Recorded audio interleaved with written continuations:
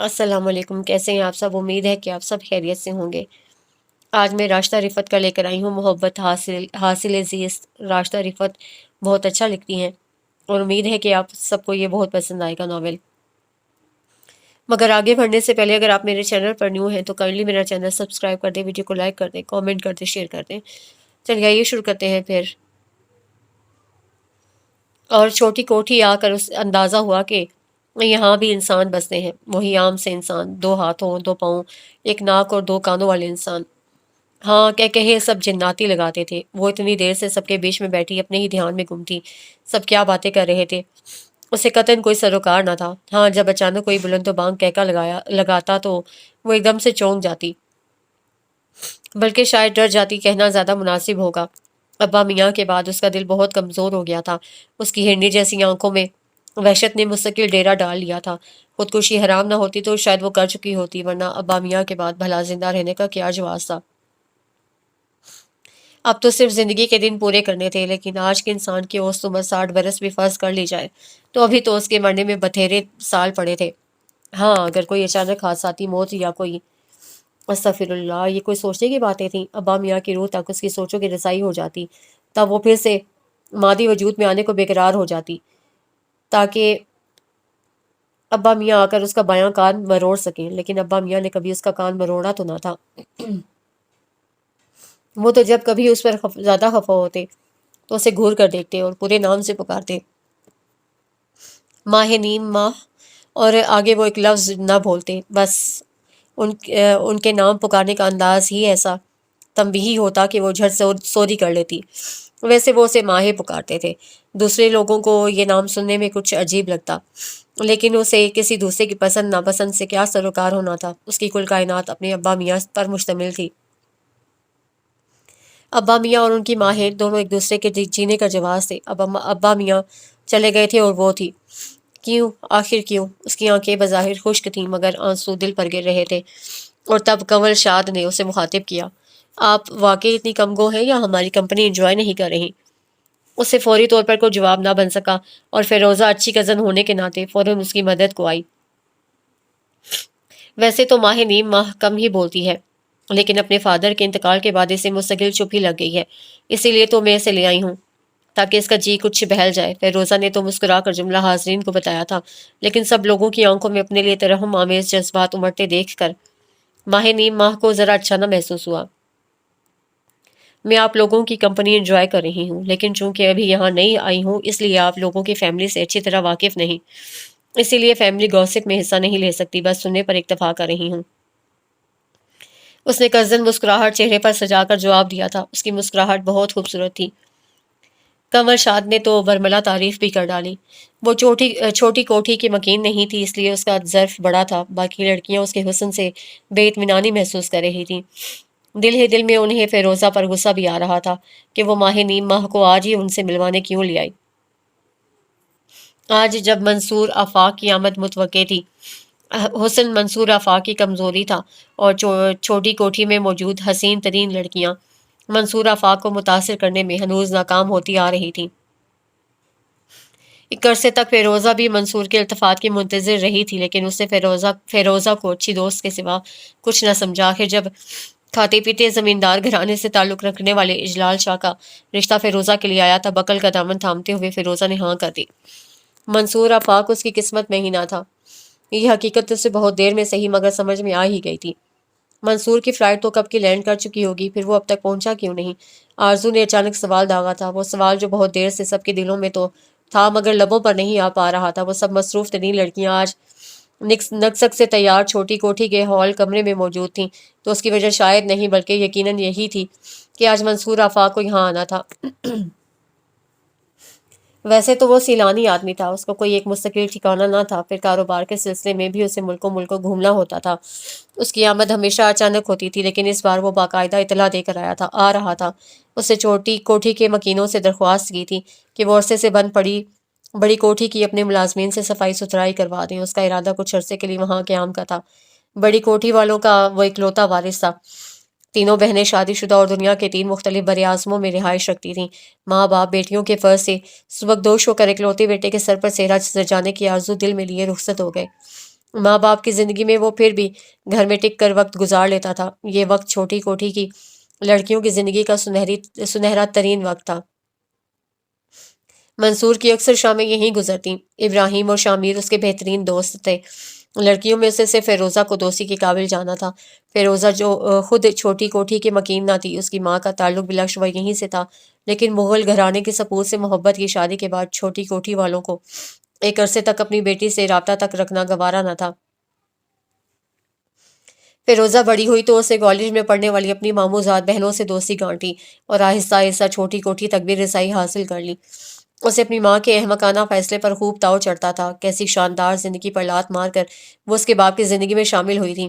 اگرچہ فیروزہ کو باپ سے شدید محبت تھی، وہ تھے بھی محبت کے قابل، وجیح، نرم خو اور انتہائی با اخلاق شخص۔ ان سے جو بھی ایک بار مل لیتا ان کا گرویدہ ہو جاتا۔ اور صالحہ تو 4 سال ان کی کلاس فیلو رہی تھی۔ ایسے پیارے شخص کی محبت میں گرفتار ہونا تو سمجھ میں آتا تھا، لیکن شادی کا فیصلہ تو خوب سوچ سمجھ کر ہی کرنا چاہیے تھا نا۔ فیروزہ کی ننیال میں دولت کا کوئی شمار ہی نہ تھا، اور دودیال میں علم کو ہی دولت شمار کیا جاتا تھا۔ ادب کی دنیا میں اس کے دادا کا نام آج بھی بہت احترام سے لیا جاتا تھا۔ وہ صاحب طرز ادیب تھے۔ ادیب فیروزہ کے تایا یعنی ماہ نیم ماہ کے والد بھی بہت قابل اور پڑھے لکھے شخص تھے۔ وہ بطور سفارت کار بنگلہ دیش گئے تھے، مگر پھر وہیں کے ہو کر رہ گئے۔ زیب النساء سے ایک اتفاقی ملاقات محبت اور پھر شادی کا پیش خیمہ ثابت ہوئی۔ کچھ عرصے بعد جب پاکستان واپسی کے سرکاری احکام موصول ہوئے تو وہ عجیب دوراہے پر آ کھڑے ہوئے۔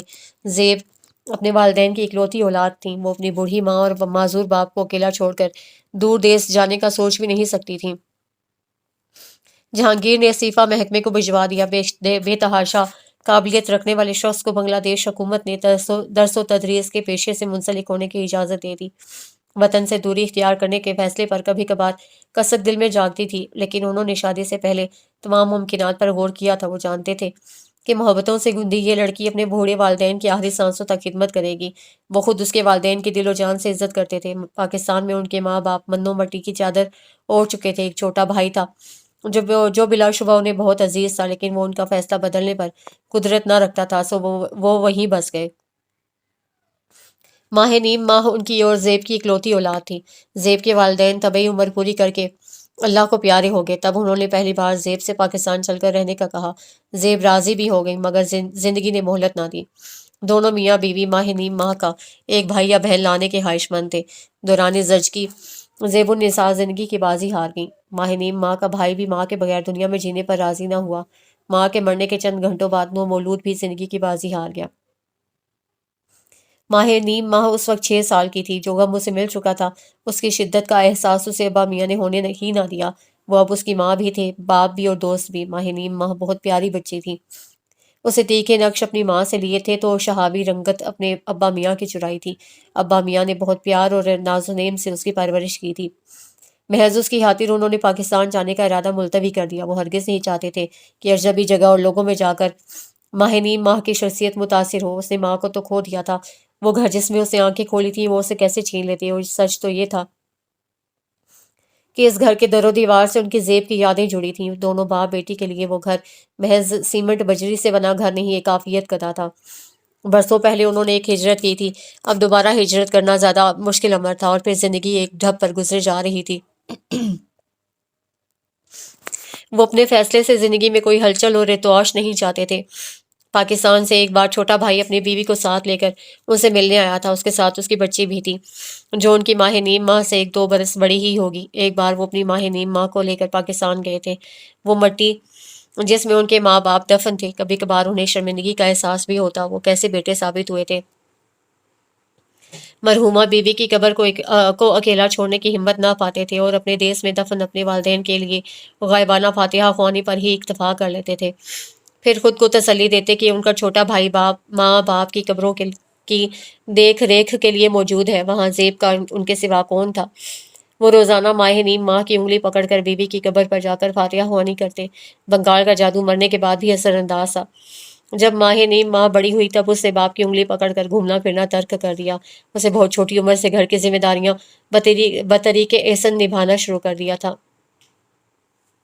ابا میاں کی خواہش بھی یہی تھی کہ جب وہ گھرداری سنبھالنے کے پوری طرح قابل ہو جائے تب وہ اسے پیا دیس سدھار دیں۔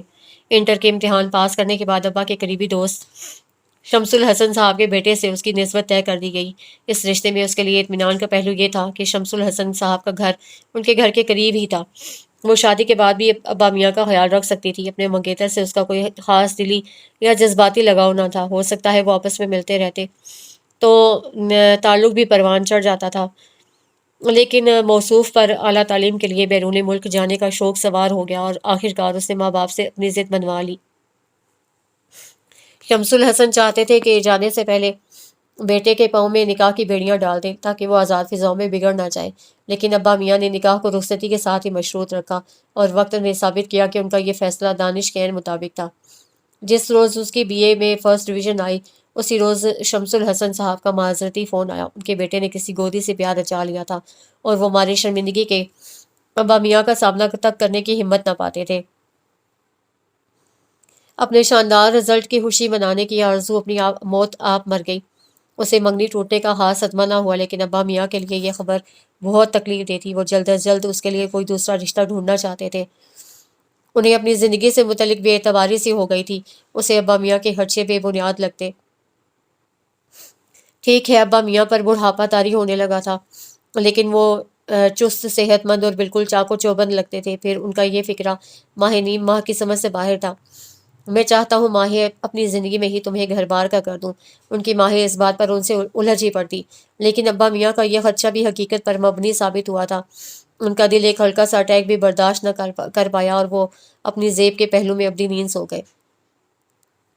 माहे नीम माह तो होशो हवास से बेगाना हो गई थी। अब्बा मियाँ के शागिर्दों और उनके दोस्तों ने उन्हें उनकी आरामगाह तक पहुँचाया।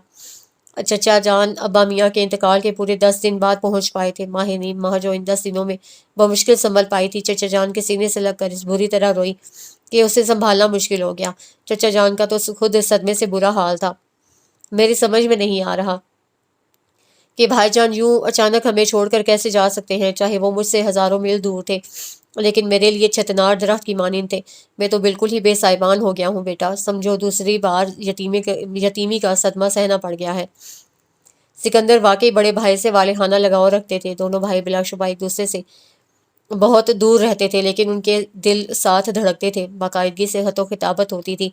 टेलीफोन पर भी दोनों का मुसलसल रब्ता रहता था। भाईजान की तबीयत ख़राब थी तो तुमने मुझसे पहले जिक्र क्यों ना किया बेटा? वो तो चलो हमेशा सब अच्छा की रिपोर्ट देते थे, तुम ही कुछ बता देती। मैं कम अज़ कम उनकी ज़िंदगी में उनसे मिलने तो पहुंच जाता, या फिर उनका आखिरी दीदार तो नसीब हो जाता। काश मेरा वतन दो लख्त ना हुआ होता तो कागजी कार्रवाइयों में इतनी देर तो न लगती। चचा जान इतने बरसों बाद भाई की मौत के साथ मुल्क टूटने का गम भी मना रहे थे। माह नीम माह तो बस उनके सीने से लिपटी अब्बा मियाँ जैसी खुशबू महसूस किए जा रही थी। मैं तुम्हें अपने साथ पाकिस्तान ले जाऊंगा बेटा, तुम अपनी तैयारी मुकम्मल कर लो। चचा जान ने उसकी पेशानी चूमते हुए भराई हुई आवाज़ में कहा। वो जैसे करंट खाकर उनसे अलग हुई। मैं ये घर छोड़कर कहीं नहीं जाऊंगी चचा जान। इस घर में मेरे अब्बा मियाँ की यादें बिखरी हैं। उसे ज़ोर ज़ोर से नफ़ी में सर हिलाया। उन मानूस दरो दीवार वाले घर को छोड़कर जाने का वो सोच भी कैसे सकती थी। वो घर जहाँ से आँख खोली माँ के साथ गुजारा वक्त तो धुंधली याद बन गया था, लेकिन अब्बा मियाँ की याद तो इस घर के चप्पे चप्पे से जुड़ी थी। वो अभी अब्बा मियाँ की स्टडी में जाकर उनकी कुर्सी के सामने आंखें बंद करके खड़ी होती तो सामने अब्बा मियाँ कुर्सी पर आन मौजूद होते। वो अपने आसपास उनकी मौजूदगी महसूस करती थी, उनसे बातें करती थी। हाँ, वो पहले की तरह जवाब न देते थे, बस मुस्कुरा कर उसे देखते रहते। अब्बा मियाँ की मसहरी पर उनके तकिए पर सर रख कर वो अभी उनकी खुशबू महसूस करती थी और चचा जान कह रहे थे कि वो उसे अपने साथ ले जाएंगे। पहली बार उसे अब्बा मियाँ से बेपनाह मुशाबहत रखने वाले चचा जान बुरे लगे थे। देखो बेटा, जो गलती भाईजान ने की थी वो मैं तुम्हें दोहराने नहीं दूंगा। भाईजान पर तो मेरा जोर चल ना सकता था। उन्होंने एक गलत फैसला किया और मैं दिल में कुड़ने के सिवा कुछ न कर सका, वरना जेब भाभी के बाद भाईजान और तुम्हारा यहाँ रहने का कोई जवाज ना था। भाईजान ने सोचा कि तुम इस घर से उनसियत रखती हो, कहीं और जाकर तुम आसानी से सेट नहीं हो पाओगी। लेकिन बेटा, घर दरो दीवार से नहीं इंसानों से बनते हैं। इस वक्त अगर भाईजान तुम्हें लेकर पाकिस्तान आ जाते तो चंद दिन तक तुम यकीनन डिस्टर्ब रहती, मगर आहिस्ता आहिस्ता तुम्हें नया घर ही अपना लगने लग जाता। जेब भाभी के बाद भाईजान की ज़िंदगी का हालात तो बरकरार रहना था, मगर तुम्हें वहाँ बहुत से रिश्ते मिल जाते। خیر ابھی زیادہ دیر نہیں ہوئی، پاکستان میں تمہارے بہن بھائی تمہارے منتظر ہیں۔ میں دعویٰ تو نہیں کرتا مگر اللہ سے یہ دعا ضرور کرتا ہوں کہ تمہیں میرے گھر میں کسی اجنبیت کا احساس نہ ہو۔ چچا جان کا لہجہ اور انداز مشفقانہ صحیح مگر دو ٹوک بھی تھا، وہ تو بس متوحش نگاہوں سے انہیں دیکھے گئی۔ پاکستان سے اس کا کوئی خاص قلبی تعلق نہ تھا۔ ابا میاں جب اسے وہاں کے بارے میں بتاتے تب وہ دلچسپی اور شوق سے انہیں سنتی۔ اسے پاکستان جا کر وہاں گھومنے پھرنے کا شوق ضرور تھا۔ بہت بچپن میں وہ ایک بار پاکستان ضرور گئی تھی، لیکن ہوش سنبھالنے کے بعد وہ کبھی پاکستان نہ جا سکی تھی۔ حالانکہ ابا میاں نے بہت بار پروگرام بنایا، لیکن کوئی نہ کوئی رکاوٹ آڑے آ جاتی، اور آخر ابا میاں یہ خواہش دل میں لیے دنیا سے ہی رخصت ہو گئے۔ محض گھومنے پھرنے کے لیے پاکستان جانے کی خواہش اور بات تھی، مگر ہمیشہ کے لیے اپنا وطن چھوڑ کر دوسرے دیش چلے جانا کب اتنا آسان تھا، اور یہی بات اسے چچا جان سے بھی کہہ ڈالی۔ مارے دکھ کے وہ چند لمحوں تک کچھ بول ہی نہ پائے۔ پاکستان بھی تمہارا وطن ہے بیٹا، انہوں نے اسے پیار سے سمجھانا چاہا۔ پاکستان ابا میاں کا وطن ضرور ہوگا چچا جان، میری پیدائش سے برسوں پہلے ابا میاں کے وطن کے دو ٹکڑے ہو گئے تھے۔ ابا میاں دونوں ٹکڑوں کو اپنا وطن کہتے تھے، مگر میں نے جس خطۂ زمین پر آنکھیں کھولی میرا وطن وہی ہے، اور پھر سب سے بڑھ کر یہ کہ میرے ماں باپ یہاں کی مٹی میں دفن ہے۔ میں یہاں سے کہیں نہیں جاؤں گی۔ ہر دھرمی کبھی بھی اس کی ضد کا حاصل نہ تھی، مگر وہ اس وقت اپنی ضد پر اڑی رہی۔ چچا جان اسے بے بسی سے دیکھ کر رہ گئے، اور اس رات جب وہ سوئی تو ابا میاں کو خواب میں دیکھا وہ اسے بہت خفا لگ رہے تھے۔ اسے روتے ہوئے ان سے ان کی خفگی کی وجہ پوچھی تو انہوں نے چچا جان کی طرف اشارہ کر کے کچھ کہا، بات اس کی سمجھ میں نہ آئی۔ اسی وقت اس کی آنکھ کھل گئی، جسم پسینے میں شرابور تھا۔ پتہ نہیں یہ دن میں چچا جان سے کی جانے والی گفتگو پر اس کے لاشعور کی کارستانی تھی یا واقعی ابا میاں اسے چچا جان کے ساتھ بھیجنا چاہ رہے تھے، وہ سمجھ نہ پائی۔ سارا دن اسی اضطراب میں گزرا، اور اگلی رات بھی جب اسے وہ بالکل وہی خواب دیکھا تو وہ اپنے فیصلے پر قائم نہ رہ سکی۔ بوجھل دل کے ساتھ اس نے چچا جان کے ساتھ جانے پر آمادگی کا اظہار کر دیا۔ پیچیدہ قانونی کارروائیاں ابا میاں کے شاگرد جو اعلیٰ عہدے پر فائز تھے کی بدولت اتنی پیچیدہ نہ رہیں۔ چند ہی دنوں میں وہ چچا جان کے ساتھ پاکستان روانہ ہو گئی۔ اب تو صرف زندگی کے دن پورے کرنے تھے، جینے کی امنگ تو بالکل ختم ہو چکی تھی۔ اس نے بے بس ہو کر خود کو حالات کے دھارے پر چھوڑ دیا تھا۔ پاکستان کی اجنبی سرزمین پر چچا جان کی فیملی سر توڑ کوشش کر رہی تھی کہ اسے کسی قسم کی اجنبیت کا احساس نہ ہو، مگر ان کی کوششیں کامیاب ثابت نہ ہو رہی تھیں۔ ان میں بڑا دخل ان دور پار کے رشتہ داروں کا تھا جو بظاہر تو ابا میاں کا پرسہ دینے آتے تھے، لیکن اصل میں ان کی بنگالی بیٹی دیکھنے کے خواہش مند تھے۔ ان کے تبصرے اکثر ماہ نیم ماہ کے کانوں میں بھی پڑتے رہتے تھے۔ ہے تو بنگالی، مگر کیسی سنہری دمکتی ہوئی رنگت ہے، میرا تو خیال تھا اپنی ماں پر گئی ہوگی۔ یہ ابا میاں اور چچا جان کی پھوپھی زاد بہن تھی، جو محفل کے آداب کا خیال نہ کرتے ہوئے اپنی بیٹی سے سرگوشی کر رہی تھیں، اور یہ سرگوشی ڈرائنگ روم میں بیٹھے ہر فرد نے بآسانی سنی تھی۔ ماہ نیم ماہ تو خیر آج کل سنگی مجسمہ ثابت ہو رہی تھی۔ بے تاثر چہرے کے ساتھ آنے والوں کی تعزیت وصول کر لی۔ چچی جان بیچاری شرمندہ ہو جاتی تھی، وہ بہت محبت کرنے والی خاتون تھی، اس کا فیروزہ کی طرح ہی خیال رکھتی تھی۔ فیروزہ خود اپنی ساری مصروفیات ترک کرتے ہوئے ماہ نیم ماہ کا سایہ بنی ہوئی تھی۔ ان لوگوں کی محبت اور خلوص پر اسے کوئی شبہ نہ تھا، لیکن وہ ان کی خواہش پر کیسے ایک دم ہنسی خوشی زندگی گزارنا شروع کر دیتی۔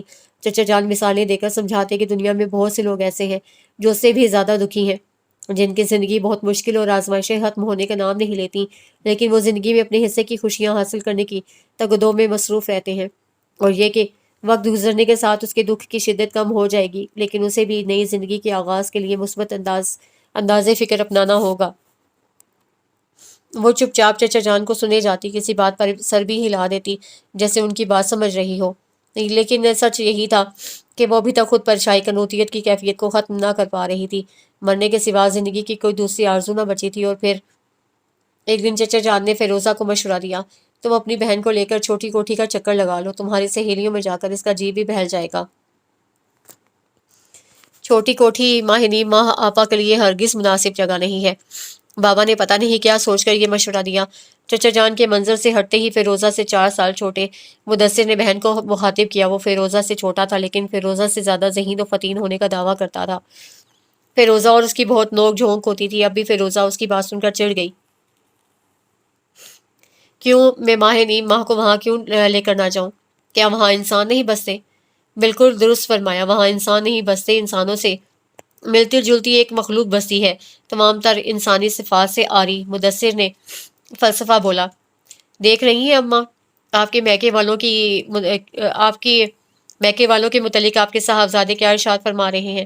فیروزہ نے پاس بیٹھی صالحہ کو مخاطب کیا، جو ان سلائیاں ہاتھ میں تھامے شاید چچا جان کا سویٹر بن رہی تھی۔ بیٹے اور بیٹی کو محض گھٹنے پر اکتفا کیا اور سابقہ مشغلے میں مصروف رہیں۔ اماں کا اپنے میکے سے کوئی تعلق نہیں فیروزہ آپا۔ اماں وہاں بالکل مصفر تھیں۔ وہ تو شکر ہے ابا کی بدولت اماں وہاں سے نکل آئی، اور اگر تم برسوں بعد یہ رشتہ داری دوبارہ نہ جوڑتی تو ان چھوٹی کوٹھی والوں سے ہماری ہمیشہ کے لیے جان چھوٹی رہتی۔ مدثر چھوٹی کوٹھی والوں سے ضرورت سے زیادہ شاکی تھا۔ اگر اماں نے بابا سے شادی نہ کی ہوتی تو چھوٹی کوٹھی والے اماں کی شادی اپنے ہم پلہ لوگوں میں کرتے، پھر دیکھتے تم کہ ہمارے کیا ٹھاٹھ ہوتے۔ فیروزہ کا دلی کلک زبان پر آ گیا۔ ماہنین ماں نے حیرت سے اسے دیکھا۔ اپنے باپ پر جان چھڑکنے والی فیروزہ کتنی آسانی سے یہ بات کہہ گئی تھی۔ اگر چچی جان کی شادی چچا جان سے نہ ہوتی تو یقیناً چچی کسی امیر کبیر شخص کی بیوی ہوتی۔ مگر یہ ضروری تھا کیا کہ وہ امیر کبیر شخص چچا جان جیسی پیاری عادات و اتوار کا مالک بھی ہوتا؟ ماہنین ماں کو فیروزہ کی بات سن کر دکھ ہوا تھا، اور مدثر تو یہ بات سن کر ہتے سے ہی اکڑ گیا۔ تم کیسی مادہ پرست ہو فیروزہ آپا، آخر چھوٹی کوٹھی والوں کی خود غرضی تمہارے اندر بھی صلاحیت کر ہی گئی نا۔ اگر اماں کی شادی کہیں اور ہوئی ہوتی تو تم بے شک اماں کے گھر پیدا ہو جاتی۔ مجھے تو اپنے بابا کے گھر ہی پیدا ہونا تھا۔ وہ پھسلتی ہوئی اینک دوبارہ ناک پر جماتے ہوئے بولا۔ یعنی تمہیں اماں سے کوئی محبت نہیں؟ اگر اماں کی جگہ ابا کی بیوی کوئی جھگڑالو بد زبان سانولی سی موٹے نقوش والی عورت ہوتی تو تمہارا کیا بنتا مدثر میاں؟ فیروزہ نے اسے چھیڑا۔ ماہنین ماں کو ہنسی آ گئی۔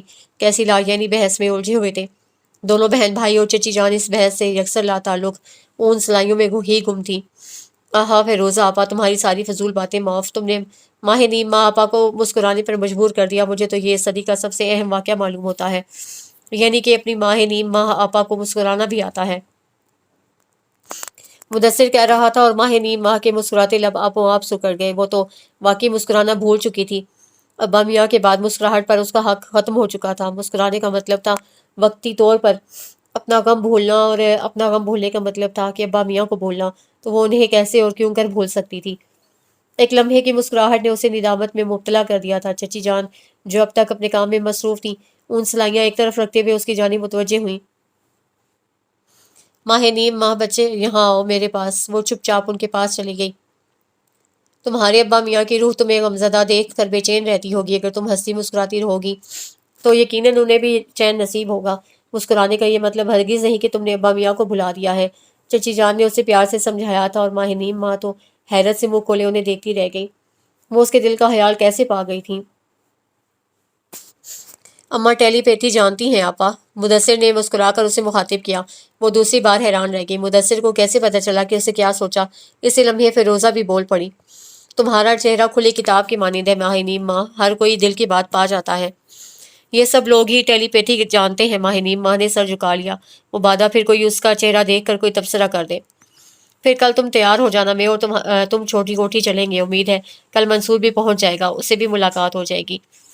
شاید چھوٹی کوٹھی کے سب سے معقول شخص۔ مدثر کی زبان میں پھر کھجلی ہوئی تھی۔ تم بھول رہے ہو، منصور کا تعلق بڑی کوٹھی سے ہے، فیروزہ نے اسے یاد دلایا۔ ماہنین ماں پھر ٹکر ٹکر دونوں کی شکلیں دیکھے گئی۔ چھوٹی بڑی کوٹھی کی تکرار سے وہ الجھ کر رہ گئی تھی۔ آخر رات کو سونے سے قبل فیروزہ نے اسے مختصراً چھوٹی اور بڑی کوٹھی کے پس منظر کے بارے میں بتایا۔ رائے نجیب اللہ خان اور ان کے آباء و اجداد جنوبی افریقہ میں ہیروں کے کاروبار سے منسلک تھے۔ اس کاروبار میں انہوں نے اتنا کما لیا کہ نسلوں کے لیے بہت تھا۔ پھر نسلیں بھی تو ہاتھ پر ہاتھ رکھ کر نہیں بیٹھیں۔ کاروبار کا مقام اور نوعیت بے شک بدل گئی، مگر دولت کی ریل پیل وہی رہی۔ رائے نجیب کے دو بیٹے تھے۔ بڑے کی جائے رہائش بڑی کوٹھی کہلائی تو چھوٹے کی جائے رہائش کا نام چھوٹی کوٹھی پڑ گیا۔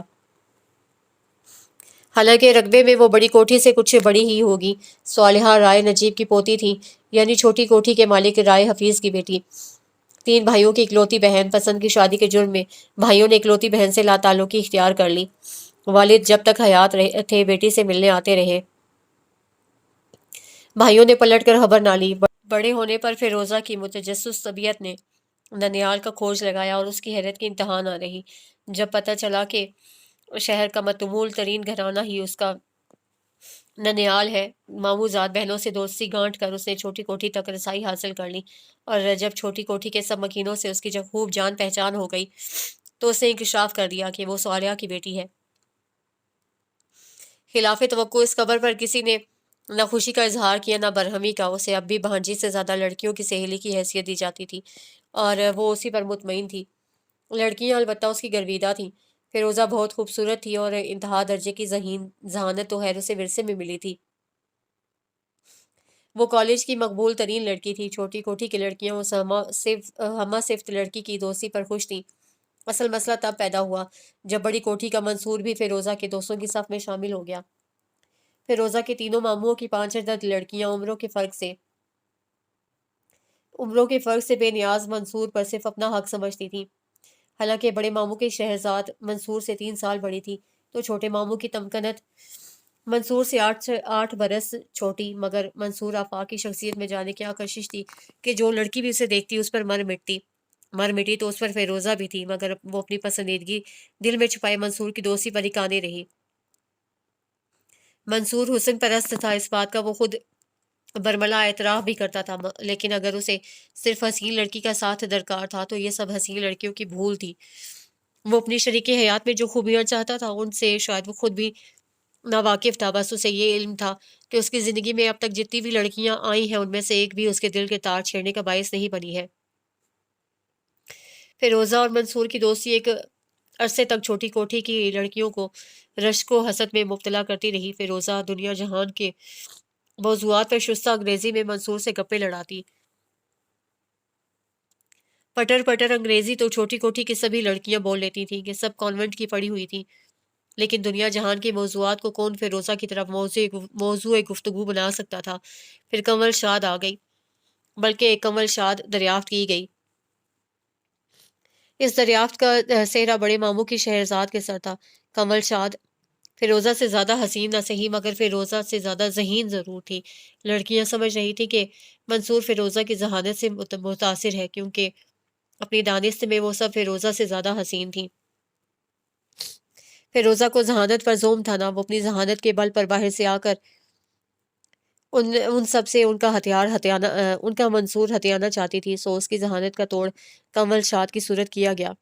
لیکن لڑکیوں کی مایوسی کی کوئی انتہا نہ رہی جب کنول شاد اور فیروزہ گہری سہیلیاں بن گئی۔ اب منصور کوئی علمی ادبی بحث چھیڑتا تو دونوں لڑکیاں مل کر اسے دلائل سے قائل کرنے کی کوشش کرتی۔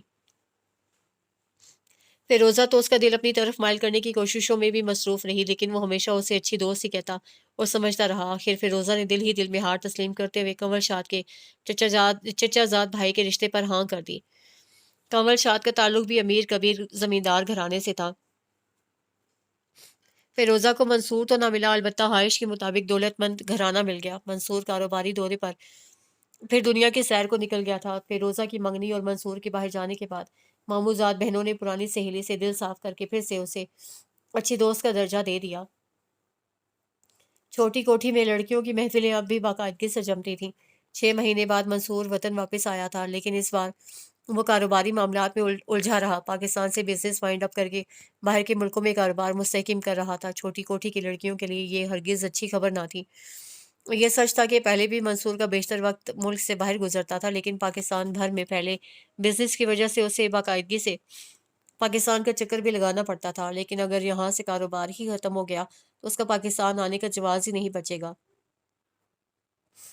ماں باپ پہلے ہی گزر چکے تھے، تینوں بہنیں باہر ممالک میں بیاہی گئی تھیں۔ چھوٹی کوٹھی کی 5 عدد لڑکیوں میں سے 2 لڑکیوں نے حقیقت پسندی سے صورتحال کا جائزہ کیا اور تجزیہ کیا اور بالآخر اسی نتیجے پر پہنچ گئیں جس پر کنول شاد اور فیروزہ پہلے ہی پہنچ چکی تھیں۔ سو شہرزاد اور شہرینہ کی انگلیوں میں بھی منگنی کی انگوٹھیاں سج گئیں، لیکن ایسے میں منصور کی پھر پاکستان آمد کی خبر سنی تو سب لڑکیاں بےتابی سے اس کی راہ تکنے لگیں۔ ابراہیم جو فیروزہ کے بڑے ماموں کا بیٹا اور منصور کا گہرا دوست تھا، اس کا کہنا تھا کہ منصور بالآخر شادی پر راضی ہو گیا ہے اور پاکستان آمد بھی اسی سلسلے کی کڑی ہے۔ وہ اس بار لڑکی منتخب کرنے آ رہا ہے۔ منگنی شدہ لڑکیوں کا بس نہ چل رہا تھا کہ وہ اپنی انگوٹھیاں نوچ کر اتار پھینکیں۔ شہرزاد نے تو واقعی سوچ لیا تھا کہ اگر منصور کی نگاہ انتخاب اس پر ٹھہر گئی تو وہ منگنی توڑنے سے بھی گریز نہیں کرے گی۔ اور پھر منصور کی آمد کا دن آن پہنچا۔ بہت دنوں بعد چھوٹی کوٹھی میں لڑکیوں کی محفل जमी थी। सब बेताबी से मंसूर की मुंतज़िर थी, मगर अपनी बेचैनी और बेताबी दिल में छुपाए इधर उधर की बेमकसद बातें किए जा रही थीं। आदत के मुताबिक गुफ्तगू के बीच में बुलंदोबांग कहकहे भी लग रहे थे, ऐसे कहकहे जिनसे नौवारिद लड़की चौंक चौंक जाती थी। जाने फिरोजा को क्या पड़ी थी कि अपनी इस कज़न को आज सबसे मिलवाने ले आई।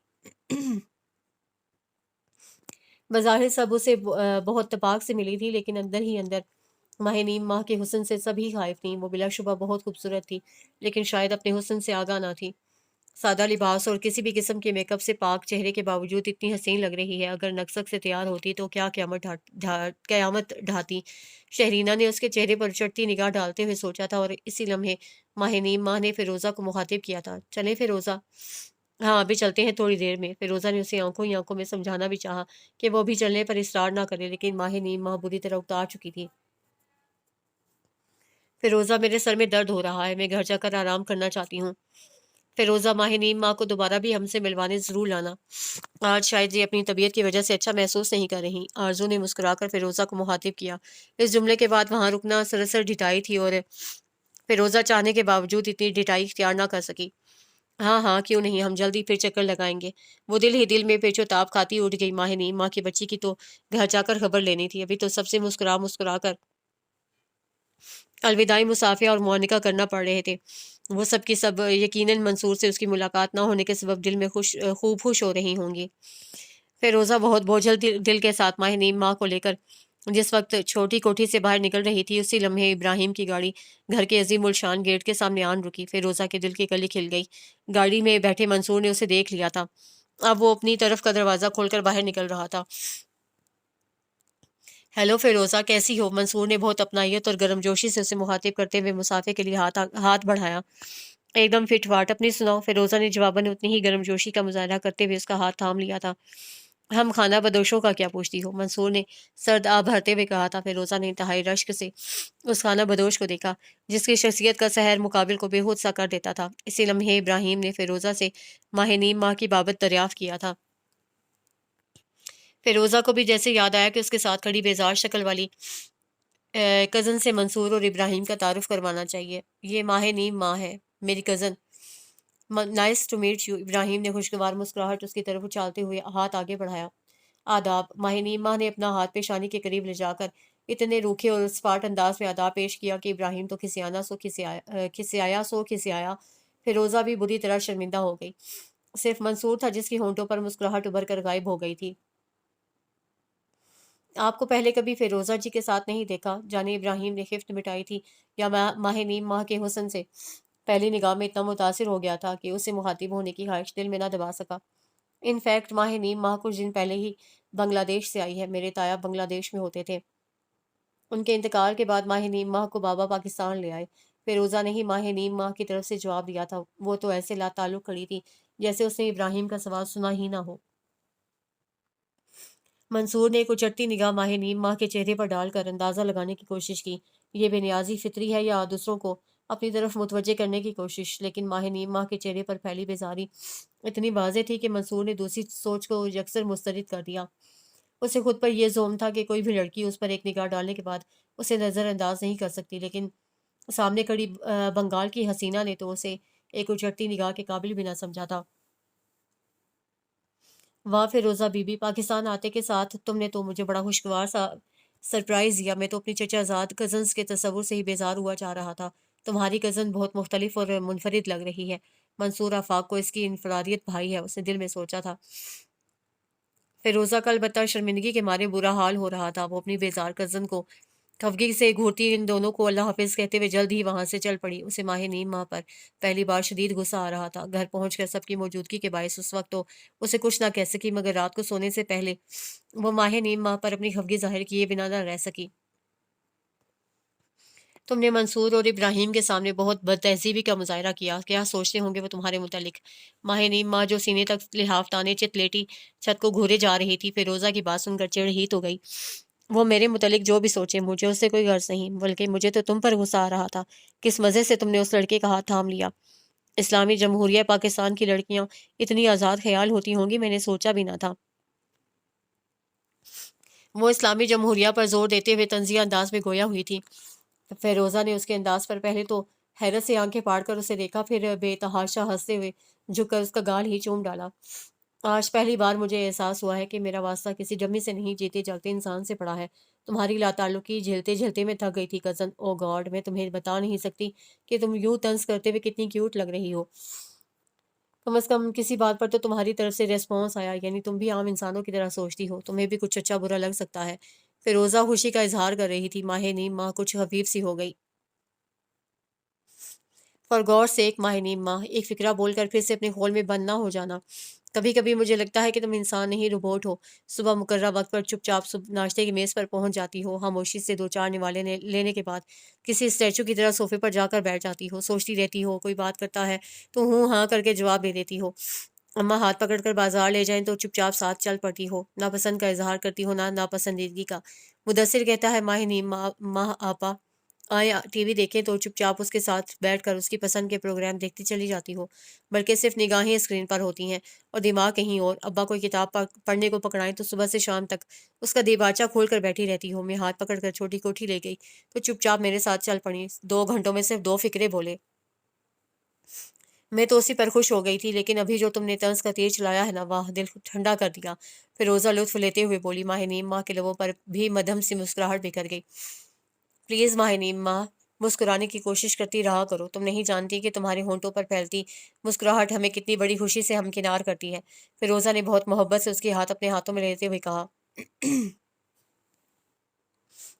تم بے شک ہم سے ہزاروں میل دور دیس میں رہتی تھی، لیکن یقین کرو ہم نے ہمیشہ اپنے گھر کا فرد سمجھا ہے۔ بابا نے بہت چھوٹی عمر میں ہی مجھے باور کروا دیا تھا کہ میری ایک اور بہن بھی ہے، وہ چاہے ہم سے کتنی بھی دور رہے لیکن اسے ہمارے دل سے دور نہیں ہونا چاہیے۔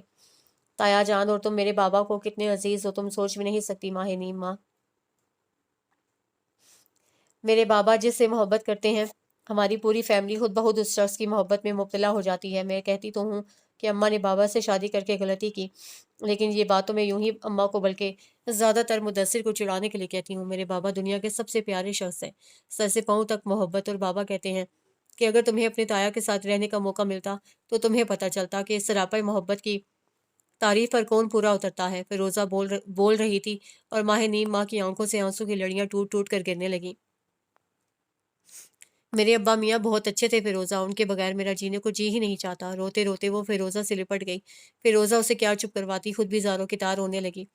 قدرت کے کاموں میں دخل دینے کی جرت کون کر سکتا ہے ماہ نیم ماہ، نہ تم، نہ میں، نہ کوئی اور۔ ہم سب اللہ سے دعا کرتے رہتے ہیں کہ وہ تمہیں صبر سے نوازے، اور انشاءاللہ تمہیں صبر آ ہی جائے گا۔ فیروزہ اسے خلوص سے سمجھاتی رہی۔ تم سب لوگ بہت اچھے ہو فیروزہ، میں اگر وہاں اکیلے رہتی تو شاید پاگل ہو چکی ہوتی، یا پھر شاید خودکشی ہی کر چکی ہوتی۔ اسے پاکستان آمد کے اتنے دن بعد آخر چچا جان کے فیصلے کی درستی کو تسلیم کر ہی لیا۔ فیروزہ یہ سن کر نہال ہو گئی۔ 4 دن بعد کی بات تھی۔ چھوٹی کوٹھی سے میلاد کا بلاوا آیا۔ وہ جانے سے ہچکچا رہی تھی، لیکن فیروزہ کی پیار بھری دھونس کے آگے اس کی ایک نہ چلی۔ حالانکہ موسم ابر آلود ہو رہا تھا، لیکن فیروزہ نے مدثر سے کہہ کر رکشہ گھر کے دروازے پر منگوایا۔ نکسک سے تیار ہو کر اسے ساتھ کھینچتی ہوئی پھٹ پھٹ کرتے رکشے میں بیٹھ کر چھوٹی کوٹھی پہنچ گئی۔ ہال کمرے میں آج درجنوں خواتین موجود تھیں۔ لڑکیاں بھی ادب سے دوپٹہ سر پر جمائے بیٹھی تھیں، لیکن پہلی مرد بھیڑ فیروزہ کی بڑی ممانعت سے ہوئی۔ صالحہ نہیں آئی کیا؟ اسے بھی تو بلایا تھا۔ انہوں نے چھوٹتے ہی چچی جان کے متعلق دریافت کیا۔ عجیب نخوت بھرا انداز تھا ان کا۔ اماں کی طبیعت ناساز تھی، ورنہ ضرور آتی۔ فیروزہ نے بہت شائستگی سے عذر پیش کیا، جس کو انہوں نے ناک پر بیٹھی مکھی کی طرح اڑا پھینکا۔ ہم جانتے ہیں تمہارے بابا کی انا کو ٹھیس پہنچتی ہے، بیوی کو یہاں بھیج کر برسوں گزر گئے۔ ہم نے کشادہ دلی کا ثبوت دیتے ہوئے ماضی کی غلطیوں کو بھلا دیا۔ تم یہاں آئیں تو میں سینے سے لگا لیا، لیکن تمہارے بابا… مومانی جان، یہ ساڑی آپ پر بہت جچ رہی ہے، کیا خوبصورت زرد رنگ ہے۔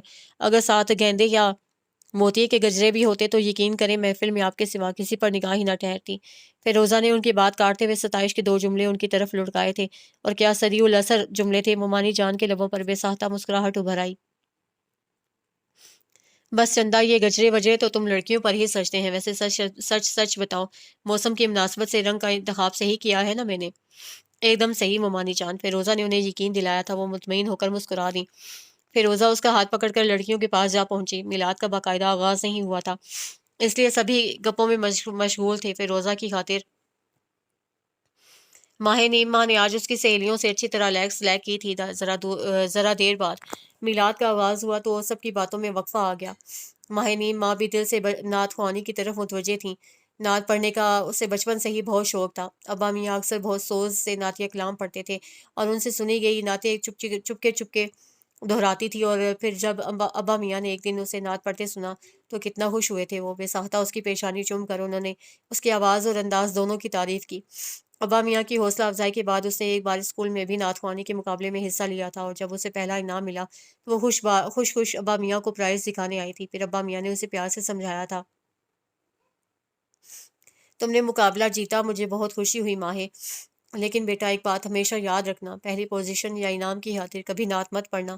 پڑھائی ہو، تقریری مقابلہ ہو یا مباحثہ ہو، ان میں تو تم پرائز کی نیت کر کے مقابلے میں حصہ لے سکتی ہو، لیکن نعت ہمیشہ دل سے پڑھنی چاہیے، من میں ڈوب کر، کسی کی ستائش یا انعام سے بالکل بے نیاز ہو کر۔ تم سمجھ رہی ہو نا ماہے؟ ابا میاں اسے بہت چھوٹی عمر میں بڑی بڑی باتیں سمجھاتے تھے اور وہ سمجھ بھی جاتی تھی۔ آج اس محفل میں آ کر کتنے دنوں بعد دل کو عجیب سا سکون مل رہا تھا۔ جب میلاد پڑھنے والی خاتون نے مولانا جامی کی مشہور نعت پڑھنا شروع کی تو نعت کے الفاظ سے اس پر رکت اتاری ہوئی سو ہوئی۔ ابا میاں کی یاد بھی اس پل بہت شدت سے حملہ آور ہوئی۔ ابا میاں جب یہ نعت پڑھتے تھے تو ان کی آواز بھیگ بھیگ جاتی تھی۔ میلاد پڑھنے والی خاتون بار بار حاضرین محفل سے اپنا ساتھ دینے کی درخواست کر رہی تھیں۔ اکثر خواتین آواز میں آواز ملانے کی کوشش کر رہی تھیں مگر بات بن نہیں رہی تھی۔ پھر اسے رہا نہ گیا، اس نے ہولے سے گلا کھنکارا اور خاتون کا ساتھ دینے کو آواز بلند کی۔ ایسی خوبصورت مترنم آواز! عورتوں نے پلٹ پلٹ کر پیچھے دیکھا، اور تو اور فیروزہ بھی حیران رہ گئی تھی۔ ماہ نیم ماں کو خیر کسی کی حیرانی یا ستائش بھری نگاہوں سے کوئی غرض نہ تھی، بلکہ اسے تو پتہ بھی نہ تھا کہ وہ بہت سی نگاہوں کی زد میں ہے۔ آنکھیں بند کر کے وہ تو کسی اور ہی جہان میں پہنچی ہوئی تھی۔ میلاد پڑھنے والی خاتون نے دو شعر تو اس کے ساتھ پڑھے مگر پھر وہ بھی خاموش ہو گئیں۔ اس کی آواز اتنی مکمل اور خوبصورت تھی کہ کسی اور آواز کی ضرورت ہی نہ تھی۔ وہ اب صرف ماہ نیم ماں کی نعت سنتے ہوئے بے ساختہ سبحان اللہ کی صدائیں بلند کر رہی تھیں۔ ماہ نیم ماں آنکھیں بوندے بہت جذب سے نعت پڑھ رہی تھی، آنکھوں سے موتی پھسل رہے تھے۔ وہی وقت تھا جب ہال کمرے کے باہر سے گزرتے منصور آفاق کے قدم آگے بڑھنے سے انکاری ہو گئے تھے۔ کھڑکی کے کھلے پٹ میں سے خواتین کے بیچ میں بیٹھی وہ لڑکی صاف نظر آ رہی تھی۔ خالص زنانہ محفل میں جھانکنا معیوب بات تھی۔ کسی عورت کی نگاہ اس پر پڑ جاتی تو اس کے متعلق کیا رائے قائم کی جاتی، لیکن منصور خود کو بہت بے بس محسوس کر رہا تھا۔ فیروزہ کی بنگال سے آئی یہ کزن ضرور کوئی ساحرہ تھی۔ چند لمحوں تک اسے تکنے کے بعد آخر وہ آگے بڑھ گیا، لیکن اگلے روز شام کے وقت وہ فیروزہ کے گھر پہنچ گیا۔ فیروزہ کی والدہ اس کے رشتے کی پھوپھی تھی۔ فیروزہ کی بدولت اسے پھوپھی سے آشنائی حاصل ہوئی تھی۔ جب فیروزہ کا چھوٹی کوٹھی آنا جانا شروع ہوا تب نوجوان نسل کو صالحہ بیگم کے بارے میں پتہ چلا۔ ان کے دیگر بھتیجے بھتیجیاں تو اب بھی ان سے لاتعلق ہی تھے۔ ہاں، ایک دو بار منصور کا وہاں جانے کا اتفاق ہوا تو اسے اپنی باوقار سی یہ پھوپھی بہت اچھی لگی تھی، اور پھوپھی سے بھی اچھے تو اسے سکندر احمد لگے تھے، بہت وزادار، ذہین اور قابل شخص۔ فیروزہ کو ذہانت یقیناً انہی سے ورثے میں ملی تھی۔ اسی ذہانت کی وجہ سے وہ فیروزہ کی طرف متوجہ ہوا تھا۔ شروع میں اسے لگا تھا کہ فیروزہ ہی وہی لڑکی ہے جس کی اسے تلاش تھی۔ وہ ذہین تھی اور خوبصورت بھی، لیکن وہ بھام کیا تھا کہ فیروزہ اپنی ذہانت اور حسن کے بل پر اسے زیر کرنے کے چکر میں ہے۔ وہ بلا شبہ حسن پرست تو تھا، لیکن شاید اسے ایسی لڑکی کی تلاش تھی جو اپنا نسوانی وقار پہچانتی ہو۔ خود بخود گلے کا ہار بن جانے والی لڑکیاں اسے سخت کوفت میں مبتلا کرتی تھیں۔ خیر، فیروزہ واقعی ذہین تھی۔ بھام گئی کہ وہ اسے اچھے دوست سے زیادہ کوئی درجہ دینے پر تیار نہیں، سو اس نے اس کی اچھی دوست بننے پر ہی اکتفا کر لیا تھا۔ کم از کم چھوٹی کوٹھی میں مقیم اس کی دیگر کزنز کی طرح ہاتھ دھو کر اس کے پیچھے ہی نہیں پڑ گئی تھی۔ کچھ بھی تھا، وہ فیروزہ کی کمپنی انجوائے کرتا تھا اور دوسری لڑکیوں سے کہیں زیادہ اس کی عزت بھی کرتا تھا۔ وہ ایک بہت سلجھے ہوئے خاندان سے تعلق رکھتی تھی، اور اسے کیا پتا تھا کہ اسی سلجھے ہوئے خاندان کی ایک اور لڑکی یوں اچانک اس کے حواسوں پر چھا جائے گی کہ وہ محض اسے ایک نظر دیکھنے اس کے چچا کے گھر پہنچ جائے گا۔ اس کی آمد فیروزہ کے لیے بے تحاشا حیرت کا باعث بنی تھی۔ اسے اپنی حیرت چھپانے کی ضرورت بھی نہ سمجھی، وہ خود کچھ خفیف سا ہو گیا۔ میں یہاں سے گزر رہا تھا تو سوچا پھوپھی جان سے ملتا چلوں۔ بہت اچھا کیا بیٹے، کیسے ہو؟ بہنیں ٹھیک ہے؟ کسی گھر آئے مہمان کی آمد پر حیرت کا اظہار مہمان کو شرمندگی میں مبتلا کر دیتا ہے۔ یہ لڑکی جانے کب بڑی ہوگی؟ فی الحال تو صرف اسے گھورنے پر اکتفا کرتے ہوئے انہوں نے منصور کی خیر خیریت دریافت کی۔ وہ شائستگی سے ان کو کے سوالوں کے جواب دیتا رہا مگر نگاہیں کسی کو ڈھونڈنے کی کوشش میں مصروف تھیں۔ پھپھا جان نظر نہیں آ رہے۔ کسی اور کے متعلق پوچھنے کی خواہش دل میں دباتے ہوئے اس نے سکندر احمد کے متعلق دریافت کیا تھا۔ قریبی پارک تک گئے ہیں، آتے ہوں گے۔ صبح شام چہل قدمی کی اتنی پختہ عادت ہے کہ دنیا ادھر کی ادھر ہو جائے، تمہارے پھپھا اپنا معمول ترک نہیں کرتے، صالحہ نے مسکراتے ہوئے کہا۔ اسی لیے تو بابا ابھی تک اتنے ہینڈسم ہیں اماں۔ فیروزہ شوق ہوئی۔ صالحہ محض مسکرا کر رہ گئیں۔ اسی لمحے سکندر بھی آ گئے تھے۔ ان کے ہمراہ وہ شخصیت بھی تھی جس کی کشش منصور کو یہاں کھینچ لائی تھی۔ ارے واہ، منصور میاں آئے ہوئے ہیں۔ سکندر اسے بہت تپاک سے ملے۔ ان سے معانقے کے بعد منصور نے پاس کھڑی ماہ نیم ماں کو بھی بہت شائستگی سے سلام کیا تھا، ہاتھ بڑھانے سے گریز کیا تھا۔ ابراہیم کا حشر اسے اچھی طرح یاد تھا۔ یہ ماہ نیم ماں ہے، فیروزہ کی بہن اور میری دوسری بیٹی۔ چچا جان نے اس کا منصور سے تعارف کروایا۔ اس نے سر ہلا دیا۔ ماہ نیم ماں فقط 2 سیکنڈ وہاں کھڑی رہی ہوگی، پھر چپ چاپ کمرے میں گھس گئی۔ منصور اس روز وہاں 2 گھنٹے بیٹھا تھا، مگر اسے کمرے سے نہ نکلنا تھا، نہ نکلی۔ ناکام و نامراد وہ واپسی کے لیے اٹھ کھڑا ہوا۔ آپ کے ساتھ بہت اچھی نشست رہی پھپھا جان، اب چلتا ہوں۔ ان 2 گھنٹوں میں اس نے خطے کی تازہ ترین سیاسی صورتحال پر سکندر کے ساتھ سیر حاصل گفتگو کی تھی، لیکن اس گفتگو کو آخر کتنا طول دیا جا سکتا تھا؟ آخر وہ اجازت لے کر اٹھ کھڑا ہوا۔ کھانے کا وقت ہو رہا ہے، کھانا کھا کر جانا بیٹے۔ صالحہ نے اسے محبت بھرے اصرار سے روکا۔ ارے نہیں پھوپھی جان، کھانا پھر کبھی صحیح، ایک دوست نے ڈنر پر انوائٹ کیا ہوا ہے، وہ میرا منتظر ہوگا۔ اس نے لسان سے انکار کیا۔ چلو یوں کرتے ہیں، اتوار کو تمہاری باقاعدہ دعوت کر دیتے ہیں، تو برخوردار اتوار کا لنچ آپ ہمارے ساتھ کیجیے گا۔ سکندر احمد نے شگفتگی سے مسکراتے ہوئے مخاطب کیا۔ اگر زیادہ تکلف نہ کرنے کی یقین دہانی کروا دیجیے تو حاضر ہو جاؤں گا۔ آپ تشریف لے آئیے گا، ہم آپ کو فقط دال چاول پر تنخواہ دیں گے۔ فیروزہ نے مسکرا کر کہا۔ سبھی ہنس پڑے۔ اتوار کو وہ پھر نئی امید کے ساتھ وہاں پہنچا ہوا تھا۔ خوش قسمتی سے ماہ نیم ماں نے کھانے کی میز پر سب کا ساتھ دیا تھا۔ یہ اور بات تھی کہ اس کا ہونا نہ ہونا برابر ہی تھا۔ بہت خاموشی سے اسے کھانا کھایا تھا۔ میز چھوڑ کر سب سے پہلے اٹھنے والی بھی وہی تھی، مگر پھر چچا جان نے اسے روکا تھا۔ ماہ نیم ماں، بیٹا زبردستی چائے تو پلا دو، تمہاری بہن چائے بنانے میں اناڑی ہے، اور اگر تمہاری چچی سے چائے بنوائی تو پھیکی چائے پینے کو ملے گی۔ ہاں تو شوگر دیکھی ہے آپ نے اپنی؟ صالحہ خفا ہوئی۔ بس بیٹا، اپنے چچا کے کپ میں آدھا چمچہ چینی ڈالنی ہے۔ آپ نہیں پئیں گی؟ اس نے صالحہ سے استفسار کیا۔ ارے نہیں، پیٹ بھر کر کھانا کھایا ہے، چائے کی گنجائش ہی کہاں بچی۔ بس تمہارے چچا کا چائے کے بغیر کھانا ہضم نہیں ہوتا۔ صالحہ کو سکندر کے بار بار چائے پینے سے سخت چڑ تھی، بالکل ابا میاں کی طرح۔ میں جب دسترخوان پر کھانا چنتی تو ساتھ ہی ابا میاں کی چائے ہلکی آنچ پر دم پر رکھ کر آتی تھی۔ کھانا کھانے کے فوراً بعد ابا میاں کو بھی چائے کی سخت طلب ہوتی تھی۔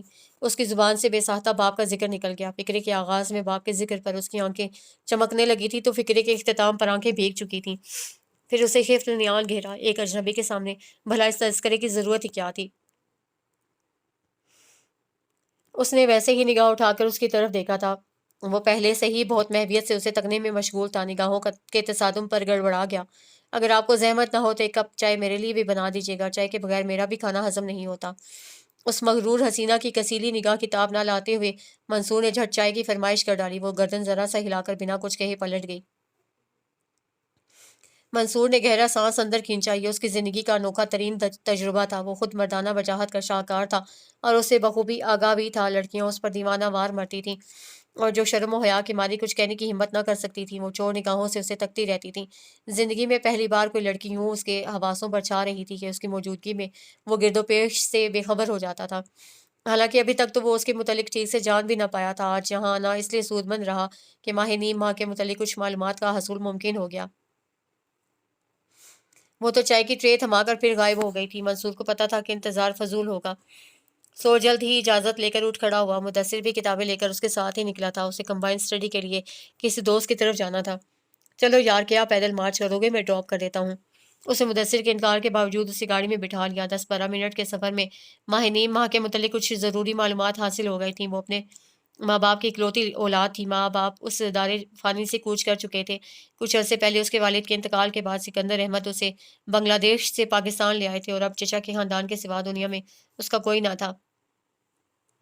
اسے مدثر کو بچہ جان کر اسے سب کچھ پوچھ ڈالا تھا، لیکن مدثر نہ تو بچہ تھا نہ بے وقوف۔ رات گئی جب وہ گھر واپس لوٹا تو آتے ہی اسے فیروزہ کو ساری رپورٹ دی۔ وہ تو سنتے ہی اچھل پڑی۔ तो गोया मेरा अंदाज़ा दुरुस्त निकला। मंसूर साहब के यहाँ चक्कर बिला वजह नहीं लग रहे। अगर मंसूर वाकई माहिनीम माँ को पसंद करने लगा है और उसके लिए संजीदा भी हो जाए तो मज़ा ही आ जाएगा। फिरोज़ा एकदम पुरजोश हो गई। बंदे तो वो वाकई शानदार हैं, लेकिन क्या वाकई वो माहिनीम माँ आपा के लिए इतने सीरियस होंगे? तो हमारी माहिनीम माँ कम शानदार है क्या? अगर मंसूर कोई राजकुमार है तो वो किसी रियासत की शहजादी लगती है। सच कैसा प्यारा कपल होगा, और वो छोटी कोठी वालियां, वो तो जल भून जाएंगी। फिरोजा ने चश्मे तसव्वुर से उनके लटके हुए चेहरे देखे और चटखारा लेकर कहा, बुरी बात फिरोजा आपा, किसी के बारे में यूं नहीं कहते। मुदस्सिर ने फिसलती ऐनक दोबारा नाक पर जमाते हुए बहन को टोका। मैं तो कहूंगी ऐसी मगरूर लड़कियां हैं, खुद को कोकाफ से आई परियां समझती हैं, और मंसूर पर तो ऐसा हक जताती हैं कि गोया किसी और को से नजर भर कर देखने की भी इजाजत नहीं। अरे उनके सीने पर तो सांप लौट जाएंगे। फिर वही बात फिरोजा आपा, और आपका खुद के बारे में क्या ख्याल है? एक ज़माने में आप खुद मुदस्सिर भाई में खासी दिलचस्पी लेती थी। मुदस्सिर उसका हमराज था, सो याद दिलाए बिना ना रह सका। फिरोजा हंस पड़ी।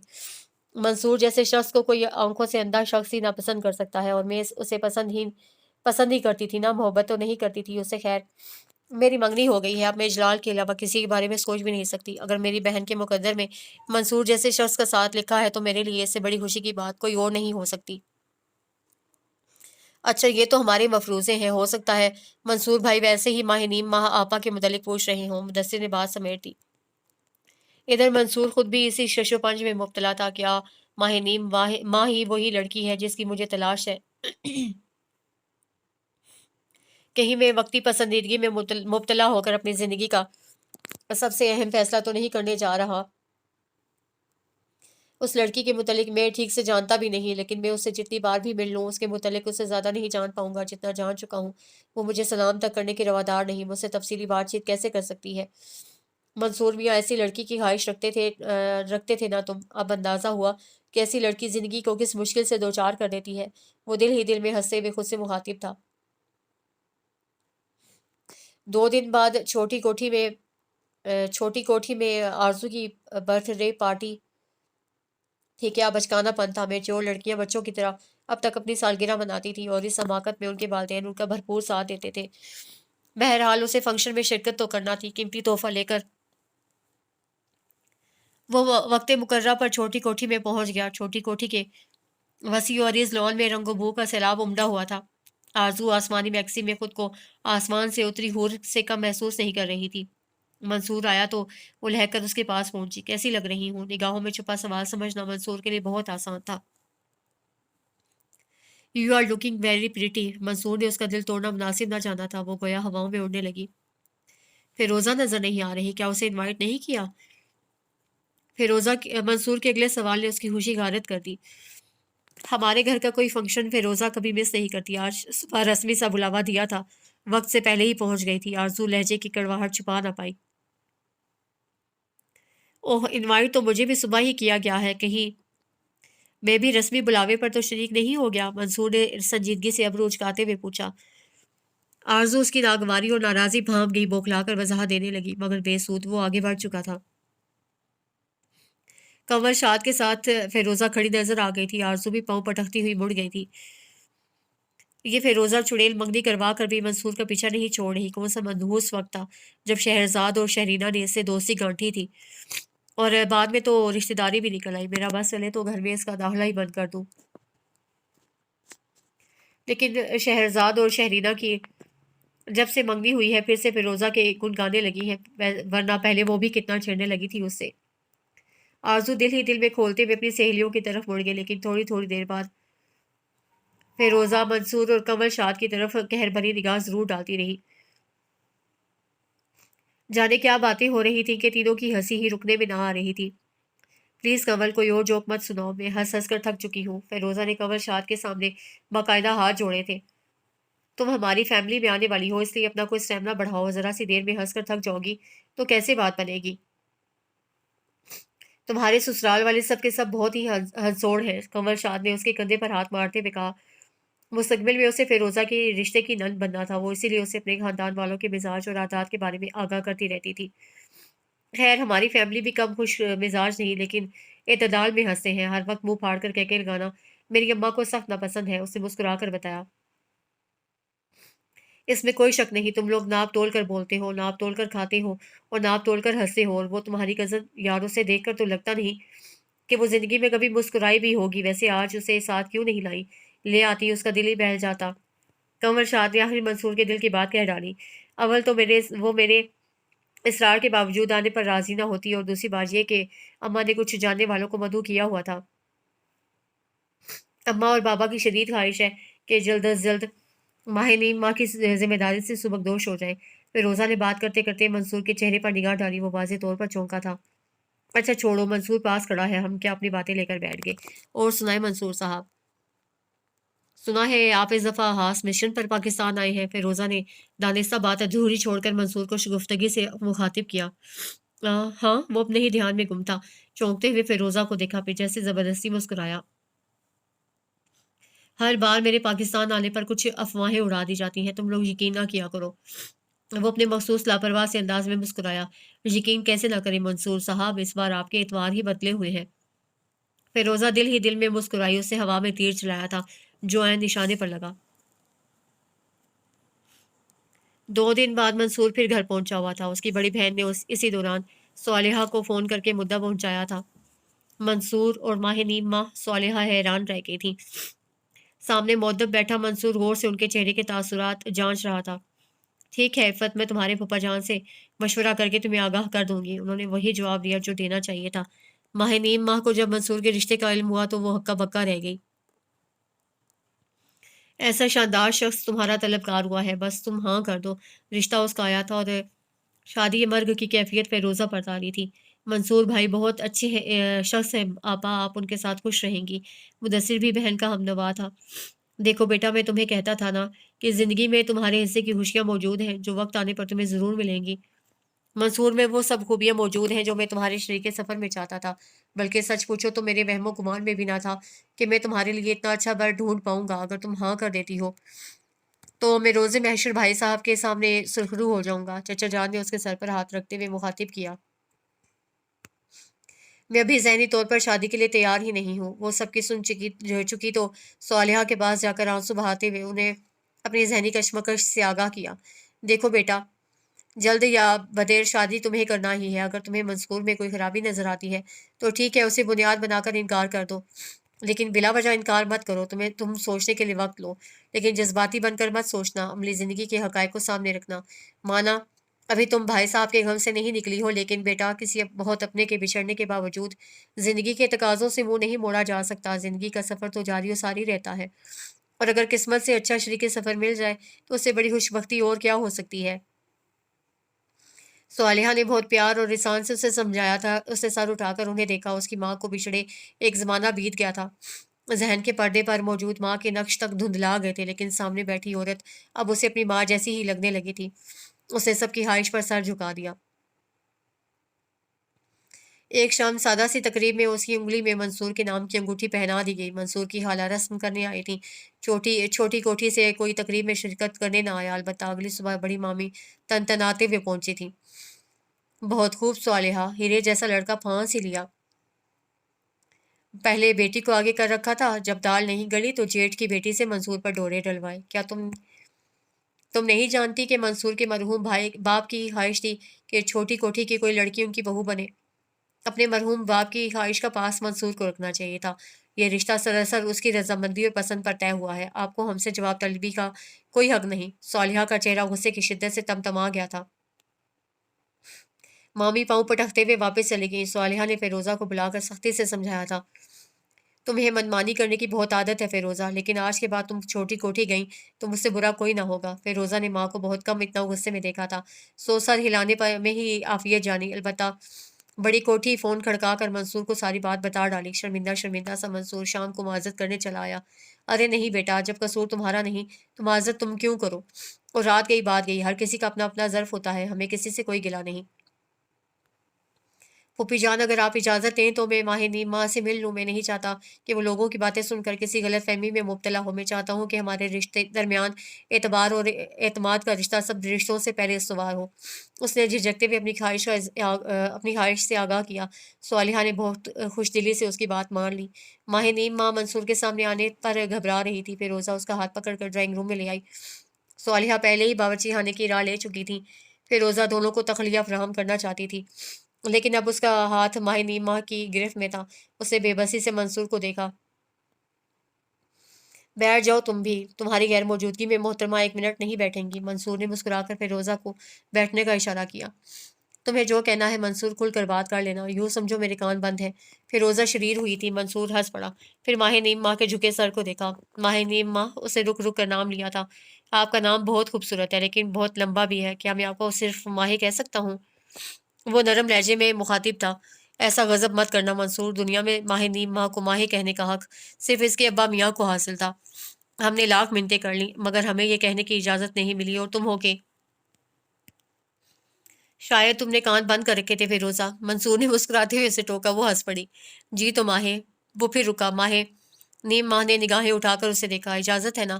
اس کی آنکھوں میں شرارت مسکرا رہی تھی۔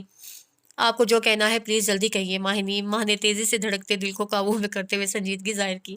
دیکھیں میں چند دنوں میں واپس باہر جا رہا ہوں۔ میری خواہش تو تھی کہ نکاح ہو جاتا تاکہ آپ کے کاغذات وغیرہ بنوانے میں آسانی ہو جاتی، لیکن آپ اس کے لیے ذہنی طور پر تیار نہیں۔ میں آپ کی ذہنی کیفیت سمجھ سکتا ہوں، اس لیے میں نے اپنی بات پر اصرار نہیں کیا، لیکن میں 3 ماہ بعد واپس آؤں گا۔ کیا میں امید رکھوں کہ اس وقت تک آپ شادی یا چنے کم از کم نکاح کے لیے ذہنی طور پر تیار ہو چکی ہوں گی؟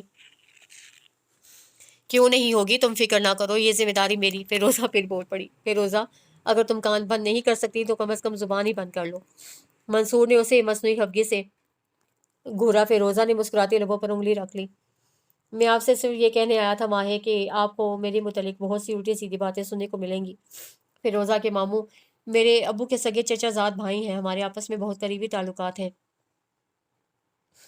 لیکن باخدا ان لڑکیوں میں سے میری کسی سے کوئی کمٹمنٹ نہیں تھی۔ وہ لوگ آج کل بہت بے پر کی اڑا رہے ہیں۔ انہوں نے اپنی خواہش کو دل میں حقیقت جان لیا تھا۔ یہ بات میں بہت سے لوگوں کے منہ سے پہلے بھی سن چکا تھا کہ چھوٹی کوٹھی میرا سسرال ہے۔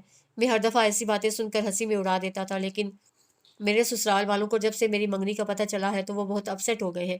میں ان لوگوں کی نیچر سمجھتا ہوں، وہ تمہیں بھی مجھ سے بدظن کرنے کے لیے کسی بھی جھوٹ کا سہارا لے سکتے ہیں، لیکن یقین کرو میں نے تم سے پہلے کسی کو اس نگاہ سے دیکھا تک نہیں۔ تم نے پہلی نگاہ میں ہی میرے دل تک رسائی حاصل کر لی تھی۔ مجھے تمہارا علم نہیں، لیکن میں پہلی نظر کی محبت میں ہی مبتلا ہوا ہوں۔ وہ اسے وارفتگی سے تکتے ہوئے بول رہا تھا۔ ماہ نیم ماہ کی ہتھیلیاں پسینہ پسینہ ہوئے جا رہی تھیں۔ اتنا کھلم کھلا اظہار محبت، اور وہ بھی فیروزہ کے سامنے۔ اس کے بعد میں تو چھیڑ چھیڑ کر اس کے بعد اس نے تو چھیڑ چھیڑ کر حشر ہی کر دینا تھا۔ ویسے آپ میرے ساتھ پر خوش تو ہے نا؟ وہ پوچھ رہا تھا۔ ماہ نیم ماہ جو اپنے دل کے کواڑ بند کرنے کی کوشش میں ناکام ہوئے جا رہی تھی، سوال سن کر گھبرا ہی تو گئی۔ پتہ نہیں، عجیب لٹھ مار انداز تھا اس کا۔ منصور کے چہرے کی مسکراہٹ یکلخت سمٹ گئی، مگر اگلے ہی پل وہ ہنس پڑا۔ ٹھیک ہے، آپ پتہ کر کے رکھیں، پتہ چل جائے تو مجھے آگاہ کر دیجیے گا، میں انتظار کروں گا۔ وہ اٹھ کھڑا ہوا۔ ماہ نیم ماہ نے ذرا کی ذرا نظر اٹھا کر اسے دیکھا۔ اللہ حافظ، منصور نے اس کی آنکھوں میں جھانک کر کہا۔ وہ پھر سے نگاہیں جھکا گئی۔ فیروزہ منصور کو چھوڑنے دروازے تک گئی تھی، واپس اس پر چڑھ دوڑی۔ وہ کوئی گہرا گہرا نتھو خیرا نہیں تھا ماہ نیم ماہ، تمہارا منگیتر تھا۔ تم نے اس کے ساتھ کتنا روڈلی بیہیو کیا ہے، کیا تم واقعی خوش نہیں ہو؟ پتہ نہیں فیروزہ، بس میں شدید قسم کے احساس جرم میں مبتلا ہو رہی ہوں۔ ابھی ابا میاں کو بچھڑے عرصہ ہی کتنا ہوا ہے، اور میں اتنی جلدی انہیں بھول کر زندگی کی رنگینیوں اور رعنائیوں کی طرف متوجہ ہو رہی ہوں۔ تم لوگوں سے منصور کی بار بار تعریفیں سن کر شاید میں خود منصور کی شخصیت کے سحر میں گرفتار ہو رہی ہوں۔ میں بھی تو ایک عام سی لڑکی ہی ہوں نا، میں دل و دماغ کی کشمکش کے آگے ہار رہی ہوں۔ میں ابا سے کہوں گی کہ تمہیں کسی اچھے سے ماہر نفسیات کے پاس لے جائیں، تمہارے پاگل پن کا علاج ہمارے پاس تو نہیں۔ وہ جو فیروزہ کے منہ سے تسلی کے 2 بول سننے کی منتظر تھی، حیران ہو کر اس کی شکل تکنے لگی۔ تم صرف فضول کی خود ترسی میں مبتلا ہو ماہ نیم ماہ، زندگی آگے بڑھ کر تمہارے دامن میں خوشیاں ڈال رہی ہے، اللہ کا شکر ادا کرتے ہوئے اپنے حصے کی خوشیاں وصول کرو۔ تم کیوں یہ سوچتی ہو کہ تایا جان کے بعد تم اگر دوبارہ زندگی خوشی خوشی جینے لگو گی تو اس کا مطلب ہے کہ تم نے انہیں بھلا دیا؟ پلیز ماہ نیم ماہ، اپنے سوچنے کا انداز بدلو، ورنہ تم واقعی نفسیاتی مریض بن جاؤ گی۔ فیروزہ نے آج اس کے ساتھ ہمدردی جتانے کے بجائے اسے ڈپٹ کر سمجھانا بہتر جانا تھا۔ ماہ نیم ماہ بے بسی سے لب کچلتی رہی۔ اس شریف شخص کے ساتھ تم نے اچھا نہیں کیا، کس چاہت سے اس نے تمہارا ہاتھ مانگا۔ آج کے دور میں وہ پہلی نگاہ کی بات کرتا ہے، نہ صرف بات کرتا ہے بلکہ اسے ثبوت بھی دیا، محض 2 بار کی ملاقات، بلکہ ملاقات سے زیادہ آمنا سامنا کہنا مناسب ہوگا، اور اسے بالکل سیدھا راستہ اپناتے ہوئے تمہارا رشتہ بھجوا دیا. بات پکی ہونے کے بعد تم سے بات چیت کی خواہش کا اظہار کیا. اسے خدشہ تھا کہ چھوٹی کوٹھی والے تمہیں اسے بزن کرنے کے لیے کوئی بھی ہتھ کنڈا استعمال کر سکتے ہیں. اسے تمہیں خود سب سے پہلے اپنی ذات کا مان اور اعتبار دیا، اور تم نے کیا کیا بیچارے کے ساتھ؟ ایک ذرا سا سوال ہی پوچھا تھا اس نے کہ تم اس کے ساتھ پرخوش ہو. کیسے منہ پھاڑ کر کہہ دیا پتہ نہیں. فیروز نے اس کی نقل اتاری فیروزہ نے اس کی نقل اتاری. اچھا بس کرو فیروزہ، میں پہلے ہی شرمندہ ہو رہی ہوں. اسے روحانسی ہو کر اسے ٹوکا. ایک شرط پر چپ رہوں گی، اگر تم مجھے ایک سوال کا سچ سچ جواب دو گی. فیروزہ سنجیدہ تھی. پوچھو. ماہ نیم ماں نے اس بات میں سر ہلایا. تمہیں منصور اچھا لگنے لگا ہے نا؟ فیروزہ سنجیدگی کا چولہا اتارتے ہوئے شرارتی ہوئی. تم لوگوں نے ان کی اتنی تعریفیں جو کر دی ہیں، برے کیسے لگ سکتے ہیں؟ اس سے پہلو بجایا. بی بنو، ہماری تعریفوں سے کچھ نہیں ہوا ہے. میں نے تو ہمیشہ ہی منصور کی تمہارے سامنے تعریف کی تھی، لیکن پہلے تمہیں اس کی اچھائی برائی سے کوئی سروکار ہی نہ تھا. تم دونوں کے بیچ جڑا یہ تعلق ہے جو تمہیں اس کو سوچنے پر مجبور کرتا ہے. یقین کرو وہ اجلال ہے نا، مجھے پہلی نظر میں ایک دم ڈفر لگا تھا. میں نے صرف اس کے اسٹیٹس کی وجہ سے اس منگنی پر حامی بھری تھی، لیکن منگنی کے بعد مجھے وہ اچھا لگنے لگا ہے.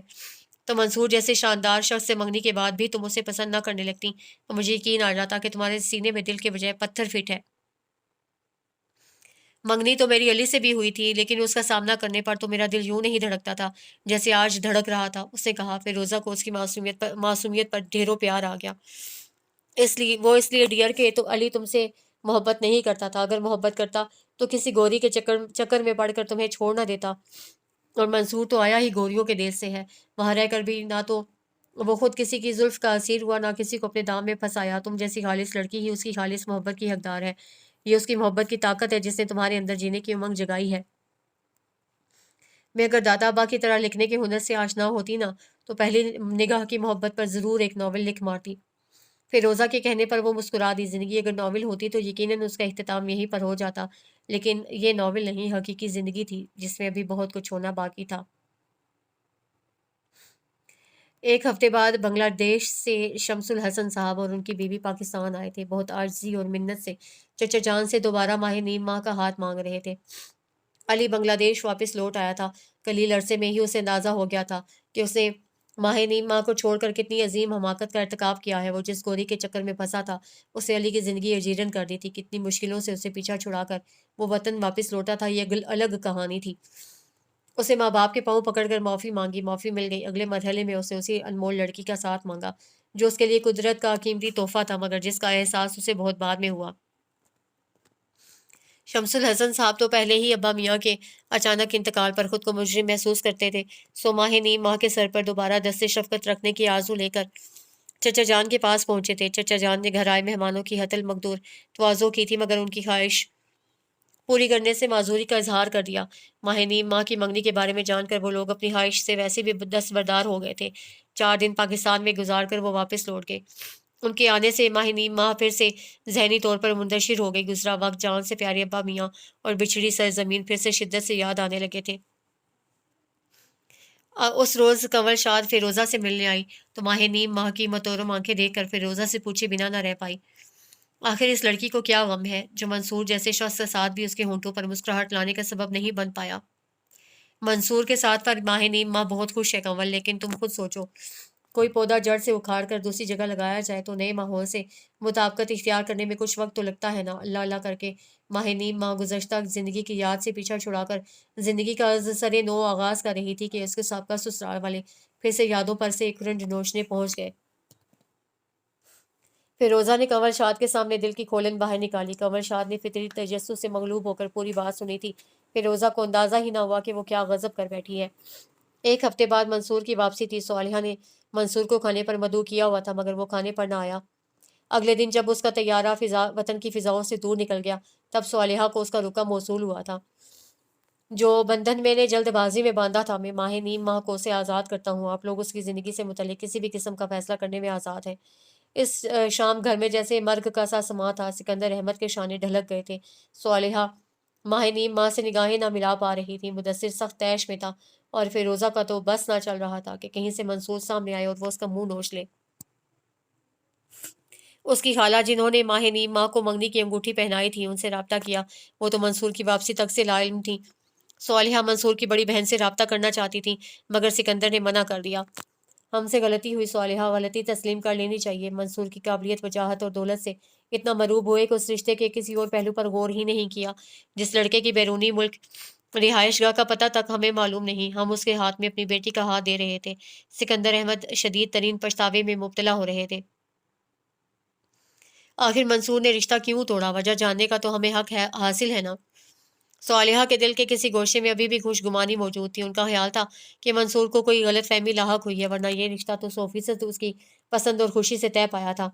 اگر کسی طرح منصور سے رابطہ ممکن ہوتا تو شاید الجھی ڈور کا کوئی سرا ہاتھ لگ جاتا، مگر منصور سے کسی طور رابطہ ہی ممکن نہ ہو رہا تھا۔ اور تو اور اس کی بڑی بہن جس کے نے منصور کی ایما پر رشتے کی بات کی تھی، وہ بھی اب فون اٹھانے کی روادار نہ تھی۔ چھوٹی کوٹھی والوں سے منصور کا اتا پتہ مل سکتا تھا، لیکن وہ اس معاملے میں تعاون کیوں کرتے؟ ان کی تو دلی مراد برائی تھی۔ فیروزہ تو کہتی بھی تھی کہ ماہ نیم ماں انہی کی نظر اور حسد کا شکار ہوئی ہے۔ حیرت انگیز طور پر ماہ نیم ماں نے بہت بردباری اور سمجھداری سے صورتحال کا سامنا کیا۔ وہ 1-2 دن تو گمسم رہی، مگر پھر اس نے ایسا ظاہر کرنا شروع کر دیا جیسے اسے اس بات سے کوئی فرق ہی نہ پڑا ہو، بلکہ جو قنوطیت اس پر پہلے طاری رہتی تھی اب اس کی جگہ خوش مزاجی نے لے لی تھی۔ فیروزہ اس بات پر بھی اسے الجھ پڑی۔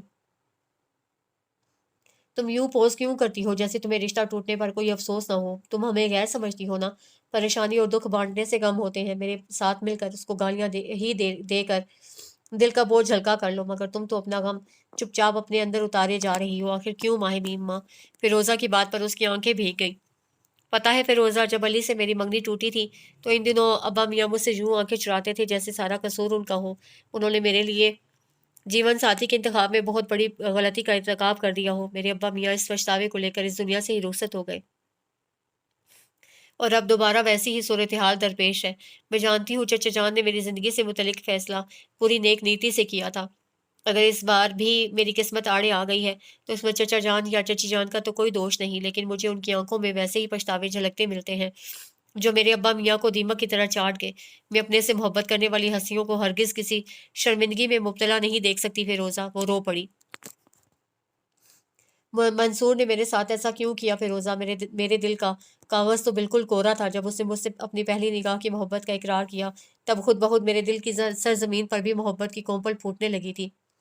اسے کہا تھا نا کہ میں پتہ کر کے رکھوں کہ میں اس کے ساتھ پر خوش ہوں بھی یا نہیں، اور جب مجھے اس کے سوال کا جواب ملا تو وہ ساتھ ہی چھوڑ گیا۔ وہ آخر فیروزہ کے ساتھ دکھ بانٹنے پر راضی ہو گئی تھی۔ فیروزہ نے اسے اپنے ساتھ لگا لیا۔ وہ واقعی ایک لڑکی ہی تو تھی، جذبات و احساسات رکھنے والی لڑکی، جس کے سینے میں یقیناً پتھر کی بجائے دل ہی دھڑکتا تھا۔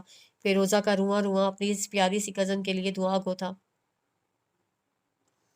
وقت کا کام گزرنا ہے سو اپنی رفتار سے گزرتا رہا۔ فیروزہ کے سسرال والوں نے شادی کا تقاضا کیا تو صالحہ اور سکندر نے بیٹی پیا سنگ رخصت کر دی۔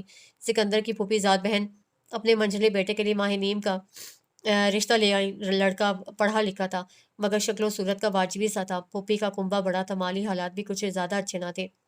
سکندر انکار کرنا چاہتے تھے مگر ماہ نیم ماں نے انہیں عارف کے بارے میں مثبت عندیہ دے کر مخمصے میں ڈال دیا۔ فیروزہ کو پتہ چلا تو وہ بھی دوڑی آئی، خبردار جو اس کے لیے ہاں کی۔ اماں بابا بھی اس رشتے کے لیے دل سے راضی نہیں ہے۔ تم نے کیا سوچ کر ہاں کی ہے؟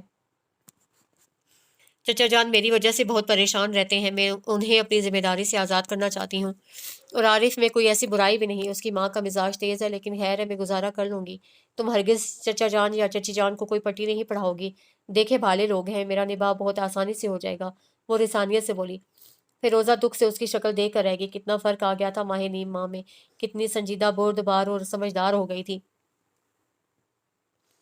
فیروزہ کی شادی کے بعد اس نے واقعی صالحہ اور سکندر کو بیٹی بن کر دکھایا، گھر کی ساری ذمہ داری کس خوشی سلوبی سے اٹھا لی تھی، ورنہ جب وہ یہاں آئی تھی تو شروع میں بالکل مہمانوں کی طرح لاتعلق بنی رہتی تھی، اور اب اسے دیکھ کر لگتا تھا جیسے وہ ہمیشہ سے اس گھر کا حصہ ہو۔ کاش میں مدثر کی جگہ پیدا ہوا اور مدثر میری جگہ پیدا ہو گیا ہوتا۔ فیروزہ کا کلک زبان پر آ گیا۔ مدثر چاہے جس کی جگہ بھی پیدا ہوتا وہ میرے لیے صرف بھائی ہوتا۔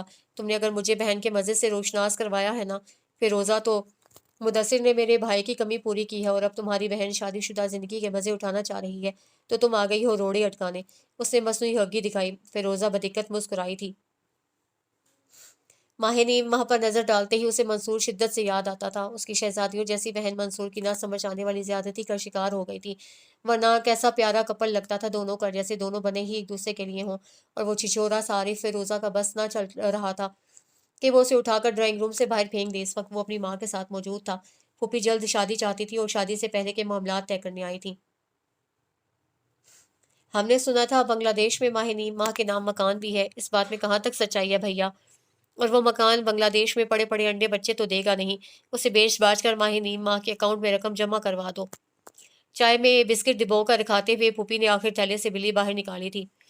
وہ مکان، سکندر احمد نے گلا کھنکھارا۔ ماہ نیم ماں متوش ہو کر کبھی چچا اور کبھی ہونے والی ساس کو دیکھ رہی تھی۔ اس مکان میں تایا جان کے ایک شاگرد نے بے سہارا اور لاوارث بچوں کے لیے ایک ادارہ قائم کیا ہوا ہے۔ ماہ نیم ماں نے برضا اور رغبت اپنا مکان ہمراہ ساز و سامان اس ادارے کو عطیہ کر دیا ہے۔ یہ آج کی نہیں، بہت پرانی بات ہے۔ بنگلہ دیش سے آتے ہوئے ماہ نیم ماں اپنے ساتھ صرف اپنی تعلیمی اسناد، تصویریں، چند کپڑے اور دوسری بہت ضروری چیزیں لائی تھی۔ فیروزہ نے سپاٹ اور سنجیدہ لہجے میں پھوپھی کو جواب دیا۔ دونوں ماں بیٹے نے ایک دوسرے کو دیکھا۔ ماہ نیم ماہ کی پہلے بھی 2 منگنیاں ٹوٹی ہیں، وجہ پوچھ سکتا ہوں؟ عارف صاحب نے آج وجہ جانے کی زحمت کی۔ آپا، میں اپنا یہ مکان ماہ نیم ماہ کے نام کر دیتا ہوں۔ سکندر احمد نے جیسے اس کا سوال سنا ہی نہیں تھا۔ ماہ نیم ماہ نے تڑپ کر چچا کو دیکھا، اس کے ابا میاں کا عکس، جنہوں نے ابا میاں کے بعد اسے اپنی پیار بھری چھاؤں میں رہنے کو جگہ دی تھی۔ ان کی ساری زندگی کی پونجی، ان کی نیک نامی اور مادی چیزوں میں فقط یہ مکان ہی تو تھا۔ عارف گردن اٹھا کر مکان کے رقبے کا اندازہ لگانے لگا۔ جہاں میری 2 منگنیاں ٹوٹی ہیں، تیسری یہ بھی صحیح۔ اسے برائے نام وزن والی سونے کی انگوٹھی جو ہفتہ بھر پہلے پھوپھی نے اسے پہنائی تھی انگلی سے اتار کر پھوپھی کو تھما دی۔ توبہ توبہ، کیسی خودسر لڑکی ہے! بڑوں کے بیچ میں بات چیت طے ہو رہی ہے اور کیسے جھٹ سے انگوٹھی اتار کر اپنا فیصلہ سنا دیا۔ سکندر میاں، یہ ہمارا ہی ظرف تھا جو ہم آنکھوں دیکھی مکھی نگل رہے تھے، ورنہ کوئی تو بات ہوگی جو اس کی حسین صورت کے باوجود 2 بار اس کی منگنی ٹوٹی ہے۔ اللہ جانے وہاں بنگال میں کیسا چال چلن ہوگا اس کا۔ آپا، آپ میرے ہی گھر میں بیٹھ کر میری بیٹی پر کوئی کیچڑ نہیں اچھال سکتی۔ میں ماہ نیم ماہ کے فیصلے کی تائید کرتا ہوں، ہمیں یہ رشتہ قبول نہیں۔ سکندر احمد اٹھ کھڑے ہوئے، یہ مہمانوں کو جانے کا اشارہ تھا۔ دونوں ماں بیٹا اول فول بکتے رخصت ہو گئے۔ خس کم جہاں پاک، فیروزہ نے ان کے جانے کے بعد دھاڑ سے دروازہ بند کیا۔ چچا جان ہارے ہوئے جوارے کی طرح صوفے پر سر پکڑ کر بیٹھے تھے۔ صالحہ انہیں تسلی دلاسا دینے لگی۔ ماہ نیم ماں آنسو پیتے ہوئے کمرے میں چلی گئی۔ اس کی ذات نے ہمیشہ اس کے پیاروں کو آزمائش اور دکھ میں مبتلا کیا تھا۔ چچا جان کے ہاں آ کر اسے پیار، محبت، مان سب کچھ ملا تھا، لیکن وہ اس کی تقدیر اور قسمت سے تو نہیں لڑ سکتے تھے نا۔ اسے اپنے ہاتھ کی لکیروں کو دیکھا، اس کے لبوں پر پھیکی مسکراہٹ ابھر آئی۔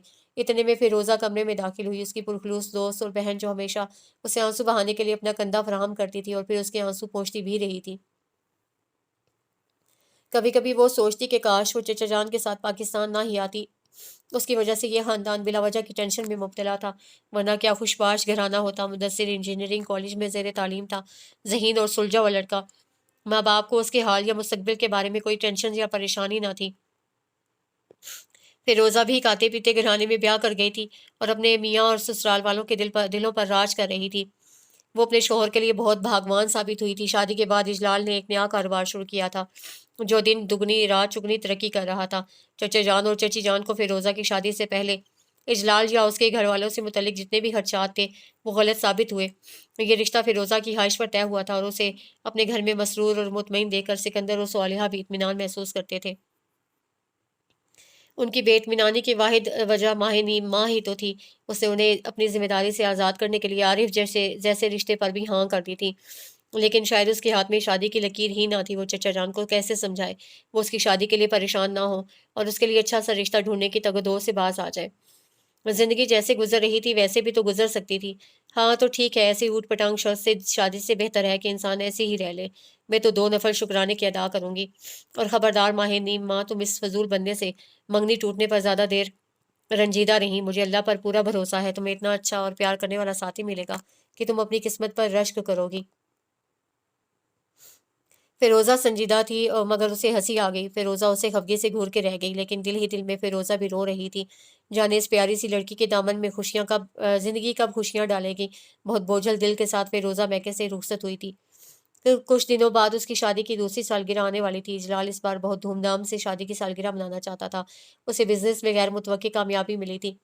شادی کی سالگرہ کو اتنے دھوم دھڑکے سے منانے کی کوئی تک ہے بھلا؟ یہ دن تو بس میاں بیوی کو آپس میں مل کر سیلیبریٹ کرنا چاہیے۔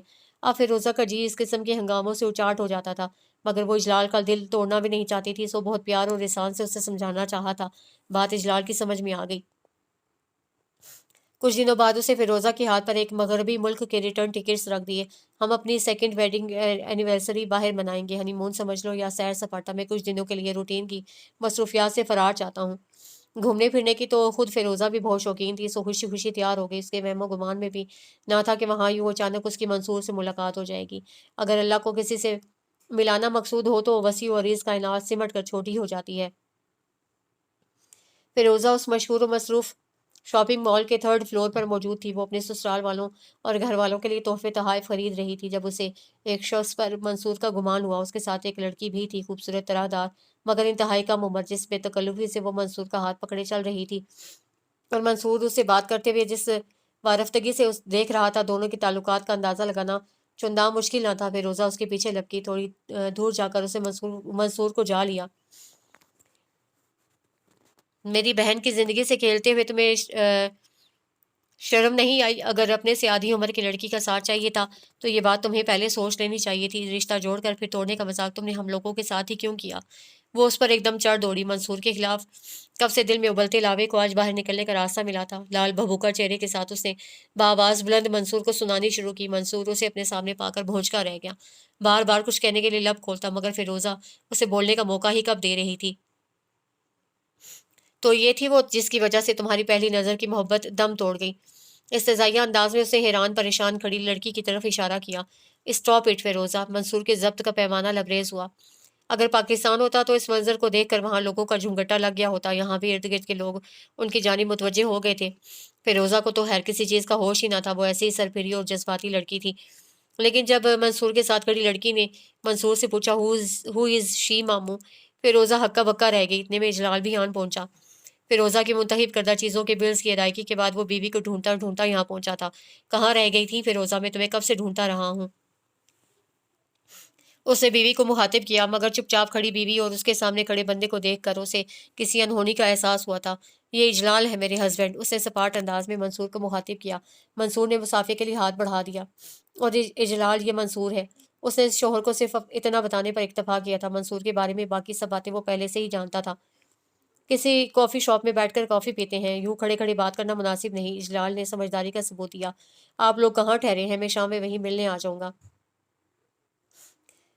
منصور نے سنجیدگی سے پوچھا۔ اجلال نے اسے اپنے ہوٹل کے بارے میں بتایا۔ وہ اجلال سے دوبارہ مصافحہ کر کے اپنی بھانجی کا ہاتھ پکڑے آگے بڑھ گیا۔ شام ڈھلے منصور ان لوگوں سے ملنے پہنچ گیا۔ فیروزہ اسے چپ چاپ گھورنے میں مشغول تھی۔ اجلال نے ہی رسمی بات چیت سے گفتگو کا آغاز کیا تھا۔ پاکستان میں سب کیسے ہیں؟ صالحہ پھوپھی، سکندر انکل اور مدثر؟ آخر منصور نے ہی فیروزہ کو مخاطب کیا تھا۔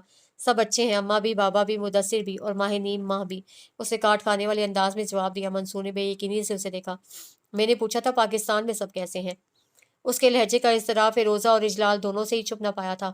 میں نے بھی پاکستان میں بسنے والوں کی خیریت سے ہی آگاہ کیا ہے۔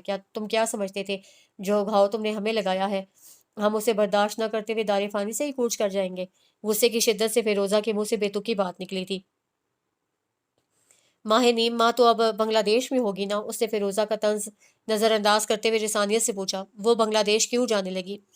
فیروزہ نے ابرو اچکائے۔ میں نے سنا تھا وہ شادی کے بعد شوہر کے پاس بنگلہ دیش چلی گئی ہے۔ منصور کے کہنے پر فیروزہ اور اجلال دونوں بری طرح چونکے تھے۔ آپ نے کس سے سنا تھا؟ کچھ بتانا پسند فرمائیں گے؟ فیروزہ نے پھر کاردار لہجہ اختیار کیا تھا۔ اجلال نے بیوی کو گھورا۔ منصور بھائی، اگر آپ کھل کر بات کریں تو شاید یہ گتھی سلجھانے میں آسانی ہو جائے، کیونکہ ماہ نیم ماں کی شادی نہیں ہوئی۔ ان کے بنگلہ دیش جانے کی بابت آپ کو کس نے بتایا؟ اجلال بہت سباؤ سے بات کر رہا تھا۔ منصور نے تھکے تھکے انداز میں ایک صفحہ فیروزہ اور اجلال کی طرف بڑھا دیا۔ اس کی چھٹی حص اسے بتا رہی تھی کہ وہ اپنا کتنا بڑا نقصان کر بیٹھا ہے۔ فیروزہ نے بےتابی سے کاغذ کا صفحہ منصور کے ہاتھ سے جھپٹا اور سطروں پر نگاہ دوڑانے لگی۔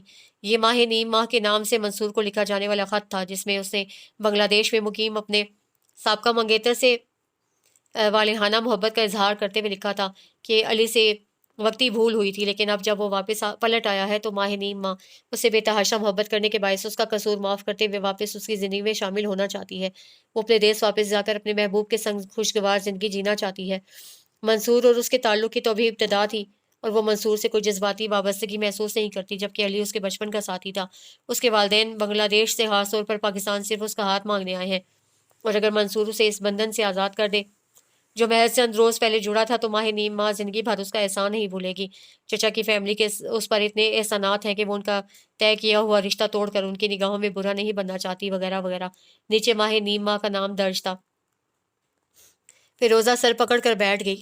اب تم کیا کہتی ہو فیروزہ؟ اس خط کے بعد میرے پاس اس کے سوا کوئی اور راستہ بچا تھا کہ میں ماہ نیم ماہ کی زندگی سے ہمیشہ کے لیے نکل جاؤں؟ منصور پوچھ رہا تھا۔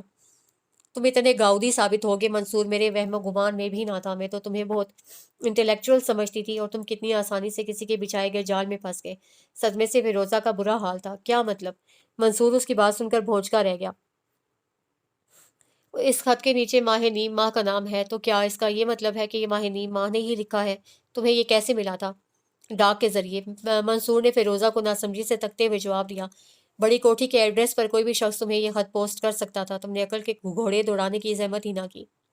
ایسا خط مجھے کون پوسٹ کر سکتا ہے؟ ماہ نیم ماہ کی گزشتہ زندگی، اس کے منگیتر کا نام، کسی کو ان سب کے بارے میں خواب تو نہیں آ سکتا تھا؟ ہماری منگنی کے بعد تمہارا چھوٹی کوٹھی آنا جانا ختم ہو گیا تھا، پھر کسی کو کیسے پتہ چل سکتا تھا کہ ماہ نیم ماہ کے سابقہ سسرال والے بنگلہ دیش سے تجدید تعلق کے لیے آئے ہوئے ہیں؟ منصور خود بھی الجھ رہا تھا اور فیروزہ کو بھی الجھا رہا تھا۔ میں ان سب سوالوں کا جواب یقیناً دے سکتی ہوں منصور، لیکن ماہ نیم ماہ کی بے گناہی ثابت کرنے کے لیے میرے پاس صرف ایک دلیل ہے، اگر تم اسے کافی سمجھو تو۔ فیروزہ بات کرتے کرتے رکی تھی۔ منصور نے بےتابی سے اسے دیکھا۔ ماہ نیم ماہ بہت اچھی اردو بول لیتی ہے، کسی حد تک پڑھ بھی سکتی ہے، مگر وہ اردو لکھ نہیں سکتی، اور یہ خط شروع سے آخر تک اردو میں لکھا گیا ہے۔ اگر تم یقین کر سکتی ہو تو کر لو کہ اس خط کو لکھنے والی ماہ نیم ماہ تو ہرگز نہیں ہے۔ فیروزہ نے کہا تو منصور بائیں ہاتھ سے پیشانی مسلنے لگا۔ وہ اس وقت شدید تناؤ کی کیفیت میں تھا، اور وہ ماہ نیم ماہ کا سابقہ منگیتر ماہ نیم ماہ تو اسی شکل تک دیکھنے کی روادار نہیں تھی۔ وہ اپنے ابا میاں کی موت کا ذمہ دار صرف اور صرف علی کو ہی قرار دیتی تھی۔ اور فیروزہ کو اچانک کچھ خیال آیا تھا۔ اسے خط پر دوبارہ نگاہیں دوڑائیں، پھر ایک سطر پر انگلی رکھ کر منصور کو پڑھنے کا اشارہ کیا۔ ڈیڈی کے انتقال کے بعد میں پاکستان آ تو گئی، لیکن میرا دل بنگلہ دیش میں ہی دھڑکتا ہے۔ یقین کرو منصور، ماہ نیم ماں اپنے مرحوم والد کے لیے صرف ابا میاں کا لفظ استعمال کرتی ہے۔ ڈیڈی کا لفظ ڈیڈی کا لفظ چھوٹی کوٹھی کی لڑکیاں استعمال کرتی ہوں گی، ماہ نیم ماں ہرگز نہیں۔ فیروزہ کی دلیل معقول تھی۔ چھوٹی کوٹھی کی لڑکیوں کے علم میں یہ ساری باتیں کس طرح آئیں؟ کیا تم نے کبھی ان لوگوں سے ماہ نیم ماہ کی منگنی یا سابقہ منگیتر کے بارے میں ذکر کیا تھا؟ اجلال نے پوچھا۔ فیروزہ نے نفی میں گردن ہلا دی، پھر اس کی یادداشت نے کام کر دکھایا۔ ہاں، میں نے کنول سے ماہ نیم ماہ کے بنگلہ دیش سے آئے ہوئے سابقہ ساس سسر کے بارے میں تذکرہ کیا تھا۔ اس نے کریت کریت کر ساری باتیں پوچھی تھی۔ میں کنول پر شک نہیں کر رہی، لیکن ہو سکتا ہے کہ اس نے چھوٹی کوٹھی میں جا کر یہ بات بتائی ہو، اور آگے چھوٹی کوٹھی والوں کے زرخیز ذہن نے یہ کام دکھایا ہو۔ فیروزہ نے بہت جلد کڑیاں جوڑ لی تھیں۔ ماہ نیم ماہ دھوم دھام سے رخصت ہو کر بنگلہ دیش واپس چلی گئی ہے، یہ اطلاع مجھے چھوٹی کوٹھی والوں نے ہی دی تھی۔ منصور نے گہرا سانس اندر کھینچتے ہوئے انکشاف کیا۔ اس بات کے بعد کسی اور بات کی گنجائش ہی کب بچتی تھی؟ تم نے ہمارے ساتھ تو برا کیا سو کیا، اپنے ساتھ بھی کچھ اچھا نہیں کیا منصور۔ طویل خاموشی کے بعد فیروزہ نے اسے مخاطب کیا۔ وہ کچھ نہ بولا، دونوں ہاتھوں میں سر تھام کر بیٹھا رہا۔ تم ماہ نیم ماہ کو اپنی ذات کا اعتبار اور مان دینے آئے تھے، اسے تاکید کی تھی کہ وہ تم سے متعلق کسی الٹی سیدھی بات پر کان نہ دھرے، اور خود بنا کسی تحقیق اور تفتیش کے ایک جعلی خط کو اصل مانتے ہوئے اسے اتنی بڑی سزا دے دی۔ اس کا دل اگر زندگی میں کسی کے لیے دھڑکا تھا تو وہ صرف تم تھے منصور۔ وہ تمہاری پہلی نظر کی محبت پر ایمان لے آئی تھی، اور تم شدت جذبات سے فیروزہ کی آواز کب کب آ گئی، اسے سمجھ میں نہ آ رہا تھا کہ وہ سامنے بیٹھے اس شخص پر غصہ کرے یا ترس کھائے۔ اس کی حالت بتا رہی تھی کہ اگر ماہ نیم ماہ کی زندگی مسلسل آزمائش سے دوچار رہی ہے تو وہ خود بھی سکون سے نہیں جی پایا ہے۔ وہ بہت مضطرب اور شکستہ حال لگ رہا تھا۔ اسے یقیناً ماہ نیم ماہ کو شدت سے چاہا تھا، ورنہ اس کی خوشی کی خاطر اپنی خوشی سے یوں دستبردار نہ ہوا ہوتا۔ اس کی اجڑی بکھری حالت دیکھ کر فیروزہ کا دل پسیج گیا۔ بہت دیر ہو گئی ہے، مجھے چلنا چاہیے۔ منصور کے پاس اب کچھ کہنے کو بچا نہ تھا۔ وہ اٹھ کھڑا ہوا۔ ابھی بھی بہت دیر نہیں ہوئی ہے منصور، تم چاہو تو سب کچھ ٹھیک ہو سکتا ہے۔ فیروزہ نے اسے دھیرے سے مخاطب کیا۔ اسے بے یقینی سے فیروزہ کو دیکھا۔ فیروزہ نے مسکراتے ہوئے اس بات میں سر ہلا دیا تھا۔ میں آپ کے پاس بہت آس لے کر آئی ہوں صالحہ پھپھو، پلیز انکار مت کیجیے گا۔ یہ فتح جہاں تھی منصور کی بڑی بہن۔ شرمندگی اور معذرت کے بے پناہ اظہار کے بعد وہ وہی سوال دہرا رہی تھیں جو چند سال پہلے کر چکی تھیں، لیکن اس بار انہیں من پسند جواب نہ مل رہا تھا۔ ماہ نیم ماہ بہت صابر بچی ہے، اسے ہمیشہ اپنی زندگی سے متعلق فیصلوں کا اختیار اپنے بڑوں کو دیا ہے اور ہمیشہ ان فیصلوں پر سر جھکایا ہے، لیکن عفت اس بار وہ ہمارے سمجھانے پر بھی راضی نہیں ہو رہی ہے، اور ہم اس پر کسی قسم کا دباؤ نہیں ڈال سکتے، صالحہ نے رسانیت سے عفت کو بتایا۔ میں ماہ نیم ماہ سے خود بات کروں گی۔ عفت آج کسی توڑ ٹلنے والی نہ تھی۔ وہ ماہ نیم ماہ کے کمرے میں چلی گئیں۔ اس روشن پیشانی اور سبھی رنگت والی لڑکی کو دیکھتے کے ساتھ ہی انہیں اپنے بھائی کا خیال آیا تھا۔ اگر وہ ماہ نیم ماہ کی نا کو ہاں میں بدل دیتی تو یہ جوڑی یقیناً چاند سورج کی جوڑی ہوتی۔ چند سال پہلے جب منصور نے انہیں فون کر کے بتایا تھا کہ وہ لڑکی منتخب کر چکا ہے اور وہ صالحہ سے فون پر باقاعدہ رشتہ مانگے، تو عفت نے شکر منایا تھا کہ ان کا سرفرا بھائی گھر بسانے پر راضی ہو گیا ہے۔ انہوں نے اس کی خواہش کے عین مطابق صالحہ سے رشتے کی بات کی تھی۔ یہ رشتہ خوش دلی سے قبول کر لیا گیا، مگر کچھ دنوں بعد منصور پاکستان سے لوٹا تو اس نے منگنی ختم کرنے کے فیصلے سے آگاہ کرتے ہوئے انہیں تاکید کی تھی کہ وہ صالحہ سے اب کوئی رابطہ نہیں کریں گی۔ عفت کے کریدنے پر اس نے فقط یہی کہا کہ اس نے لڑکی کا انتخاب جلد بازی میں کیا تھا اور لڑکی اس کے معیار پر پوری نہیں اتری۔ عفت نے تو لڑکی دیکھی تک نہ تھی، سو بھائی کی بات تسلیم کر لی، لیکن ان کا اکلوتا چھوٹا بھائی جو انہیں اپنے بچوں کی طرح ہی عزیز تھا، اس کے بعد بالکل گمسم ہو کر رہ گیا تھا۔ انہوں نے اسے پاکستانی کمیونٹی کی دوسری بہت سی لڑکیاں دکھائیں، مگر منصور کو کسی میں قطعاً دلچسپی نہ تھی۔ تنگ آ کر ان تینوں بہنوں نے منصور کو کسی گوری تک سے شادی کی اجازت دے دی تھی۔ وہ بس بھائی کا گھر بسا ہوا دیکھنا چاہتی تھی، لیکن بھائی شادی کا نام سننا بھی نہ چاہتا تھا۔ انہیں کیا پتا تھا کہ وہ محبت کا روگ لگائے بیٹھا ہے، اور اب اتنے عرصے بعد منصور نے انہیں اپنی غلطی سمیت ساری داستان سے آگاہ کیا تھا۔ انہیں چھوٹی کوٹھی والوں پر ایسا شدید تاؤ چڑھا تھا کہ وہ تو ٹیلی فون پر ہی ان سے زبردست قسم کا جھگڑا کرنا چاہتی تھی، لیکن منصور انہیں ایسا کرنے سے روک دیا۔ اب ان تمام باتوں کا کوئی فائدہ نہیں۔ اگر آپ میرے لیے کچھ کر سکتی ہیں تو میرے ساتھ پاکستان جا کر صالحہ پھوپھی اور سکندر پھوپھا سے دوبارہ میرے رشتے کی بات کریں۔ پہلی ممکنہ فلائٹ سے دونوں بہن بھائی پاکستان پہنچے تھے، دوسری دو بہنیں پوری تیاری سمیت کچھ دن بعد آنے والی تھیں۔ وہ منصور کی شادی میں کسی قسم کی تاخیر نہ چاہتی تھیں۔ وہ بھائی کی غلطی سے آگاہ تھیں، لیکن یہ غلطی سے زیادہ غلط فہمی کا کیس تھا، اور جب منصور معذرت کر رہا تھا تو بھلا لڑکی والے کیوں انکار کرتے؟ ان کے شہزادے جیسے بھائی کو کوئی کیسے ٹھکرا سکتا تھا؟ لیکن یہ بھی ان کی غلط فہمی ہی تھی۔ ماہ نیم ماہ کا اقرار میں نہ بدل سکا۔ منصور نے آخری امید کے طور پر فیروزہ سے رابطہ کیا۔ آخر تمہارا ہنی مون کب ختم ہوگا؟ پلیز فیروزہ جلدی واپس آؤ اور اپنی بہن کو سمجھاؤ۔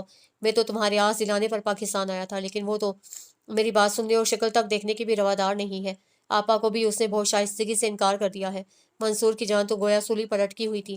تم لوگ شادی کی تیاریاں کرو، ماہ نیم ماہ مان جائے گی۔ فیروزہ کا لہجہ پر یقین تھا۔ پاکستان پہنچ کر اس نے ماہ نیم ماہ کی ٹھیک ٹھاک کلاس لی تھی۔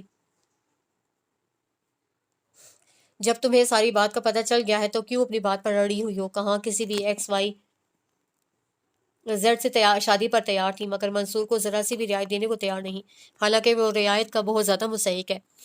میں اب بھی اپنی بات پر قائم ہوں، چچا جان کسی بھی ایکس وائی زیڈ سے میرا رشتہ طے کر دیں، میں سر جھکا دوں گی، لیکن منصور آفاق سے شادی کسی قیمت پر نہیں کروں گی۔ اس کا قصور معاف کر دو ماہ نیم ماہ، وہ تم سے بہت محبت کرتا ہے۔ فیروزہ منت پر اتر آئی، اسی لیے تو میں اس کا قصور معاف نہیں کر سکتی۔ اس کے علاوہ کسی نے مجھ سے محبت کا دعویٰ نہیں کیا تھا۔ ایک اعزاز کی طرح اس نے مجھے اپنی ہمراہی بخشی تھی، اور جب میں اس کے سنگ زندگی گزارنے کے خواب دیکھنے لگی تو اس نے مجھے عرش سے فرش پر لا پٹکا۔ میں نے اس دن اپنا مان اور اپنی ذات کا وقار ہمیشہ کے لیے کھو دیا تھا۔ منصور آفاق دنیا کا آخری شخص ہو تو بھی میں اس سے شادی نہیں کروں گی، اور اس کے علاوہ کسی سے بھی؟ فیروزہ کا لہجہ عجیب سا ہو گیا۔ ہاں، اس کے علاوہ کسی سے بھی، اس نے اپنے آنسو پہنچتے ہوئے ٹھوس لہجے میں یقین دلایا۔ تو پھر ٹھیک ہے، مدثر کا انجینئرنگ کا آخری سال ہے، انشاءاللہ اگلے برس وہ اپنے پاؤں پر کھڑا ہو جائے گا۔ بابا کہتے ہیں کہ میں نے روز حشر اپنے بڑے بھائی کو منہ دکھانا ہے۔ دنیا بہت مطلبی اور خود غرض لوگوں پر مشتمل ہے۔ میں ماہ نیم ماہ کے سلسلے میں مزید کوئی رسک نہیں لے سکتا۔ وہ صدا ہماری نظروں کے سامنے رہے، اس سے اچھی بات اور کیا ہو سکتی ہے؟ فیروزہ بول رہی تھی اور ماہ نیم ماہ کا حیرت اور صدمے سے منہ کھل گیا تھا۔ مدثر میرا چھوٹا بھائی ہے، وہ چیخی تو پڑی۔ ہاں، مگر سگا یا رضائی بھائی تو نہیں، اور پھر چند سال کی چھوٹائی بڑائی کیا معنی رکھتی ہے؟ اب تو ماشاءاللہ وہ کیسا گھبرو جوان لگتا ہے۔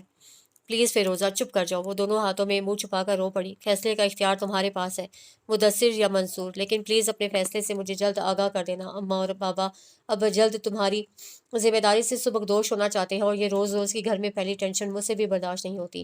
فیروزہ سنجیدگی سے کہہ کر کھٹ کھٹ کرتے ہوئے چل دی، اور آج ماہ نیم ماہ کی رخصتی تھی۔ فیروزہ نے رخصتی سے قبل اس کے کان میں آ کر سرگوشی کی۔ میرے جھوٹ کے لیے مجھے معاف کر دینا، مدثر اور تم، توبہ توبہ، ہم تو ایسا خواب میں بھی نہیں سوچ سکتے۔ تم تو اس کی جان سے پیاری آپا ہو، دیکھو تمہاری رخصتی پر کیسے کھڑا آنسو بہا رہا ہے۔ فیروزہ بے تحاشا ہنس رہی تھی۔ وہ جانتی تھی گھونگھٹ میں گردن جھکائے ماہ نیم ماہ کا دل اس وقت یقیناً اسے کچا چبا جانے کو چاہ رہا ہوگا، مگر لیکن وہ یہ بھی جانتی تھی کہ اس کا یہ جھوٹ ماہ نیم ماہ کی زندگی کو خوشیوں سے بھر دے گا۔ وہ اپنی انا کی تسکین کے لیے محبت سے منہ موڑ رہی تھی۔ فیروزہ اسے خود کے ساتھ یہ زیادتی کیسے کرنے دیتی؟ پھر منصور فیروزہ سے پوچھ کر تھک چکا تھا کہ اسے ماہ نیم ماہ کا انکار اقرار میں کیسے بدلوایا۔ یہ بات اجلے روسی میں جا کر اپنی بیگم سے خود پوچھ لینا۔ فیروزہ شوق ہوتے ہوئے بولی۔ بہت دھوم دھام سے ماہ نیم ماہ رخصت ہو کر بڑی کوٹھی آئی تھی۔ منصور کی بہنیں بھانجیاں اس کے ایسے ناز اٹھا رہے تھے کہ جیسے وہ واقعی کسی ریاست کی شہزادی ہو، اور منصور کو تو گویا ہفتے اقلیم کی دولت مل گئی تھی۔ وہ بے تحاشا خوش تھا اور بے تحاشا مسرور بھی تھا۔ جانتا تھا کہ گھونگھٹ میں منہ چھپائے اس کی بیوی اس سے بے تحاشا و بے حساب ناراض ہے، مگر یہ خبری اس کا حق تھی۔ اسے اپنی محبت پر کامل بھروسہ تھا۔ ماہ نیم ماہ کی ناراضی زیادہ دیر برقرار نہیں رہ سکتی تھی۔ اگلی شام جب ولیمہ کی تقریب میں شرکت کے لیے ماہ نیم ماہ کے گھر والے یہاں پہنچے تو ماہ نیم ماہ کے دمکتے ہوئے مسکراتے چہرے پر نگاہ ڈال کر سب شاد ہو گئے۔ پھر روزہ کے اندیشوں سے دھڑکتے دل کو بھی قرار مل گیا۔ اس کی سرپری بہن سے کچھ بعید نہ تھا۔ وہ منصور کی والہانہ محبت کے جواب میں رکھائی اور بیزاری اختیار کر کے اس کا دل پھر سے توڑ سکتی تھی، مگر ایسا کچھ نہ ہوا تھا۔ ناراضی، معذرت اور محبت کے اظہار کے مرحلے طے ہونے کے بعد بدگمانی کے بادل چھٹ چکے تھے اور مطلع صاف ہو چکا تھا۔ منصور اسے والہانہ نگاہوں سے تکتے ہوئے جانے اس کے کان میں کیا سرگوشی کر رہا تھا کہ شرمگی مسکراہٹ اس کے ہونٹوں سے جدا ہونے کا نام ہی نہ لے رہی تھی۔ فیروزہ کو یقین آ گیا کہ نکاح کے دو بولوں کے ساتھ محبت کے دو بولوں میں بھی بڑی طاقت ہوتی ہے۔ اسے صدقے دل سے ان کی پرمسرت ازدواجی زندگی کی دعا کی۔ ماہ نیم ماہ کہتی تھی کہ منصور آفاق دنیا کا آخری شخص ہو تو بھی وہ اسے شادی نہیں کرے گی، مگر منصور آفاق ہی دنیا کا آخری شخص تھا جس سے اس کی شادی ہونی تھی۔ یہ تقدیر کا لکھا فیصلہ تھا جو کسی طور نہ بدل سکتا تھا۔ فیروزہ نے ایک ترحم بھری نگاہ چھوٹی کوٹھی کی لڑکیوں پر ڈالی جو مہمانوں کی طرح ایک گوشے میں بیٹھی تھی۔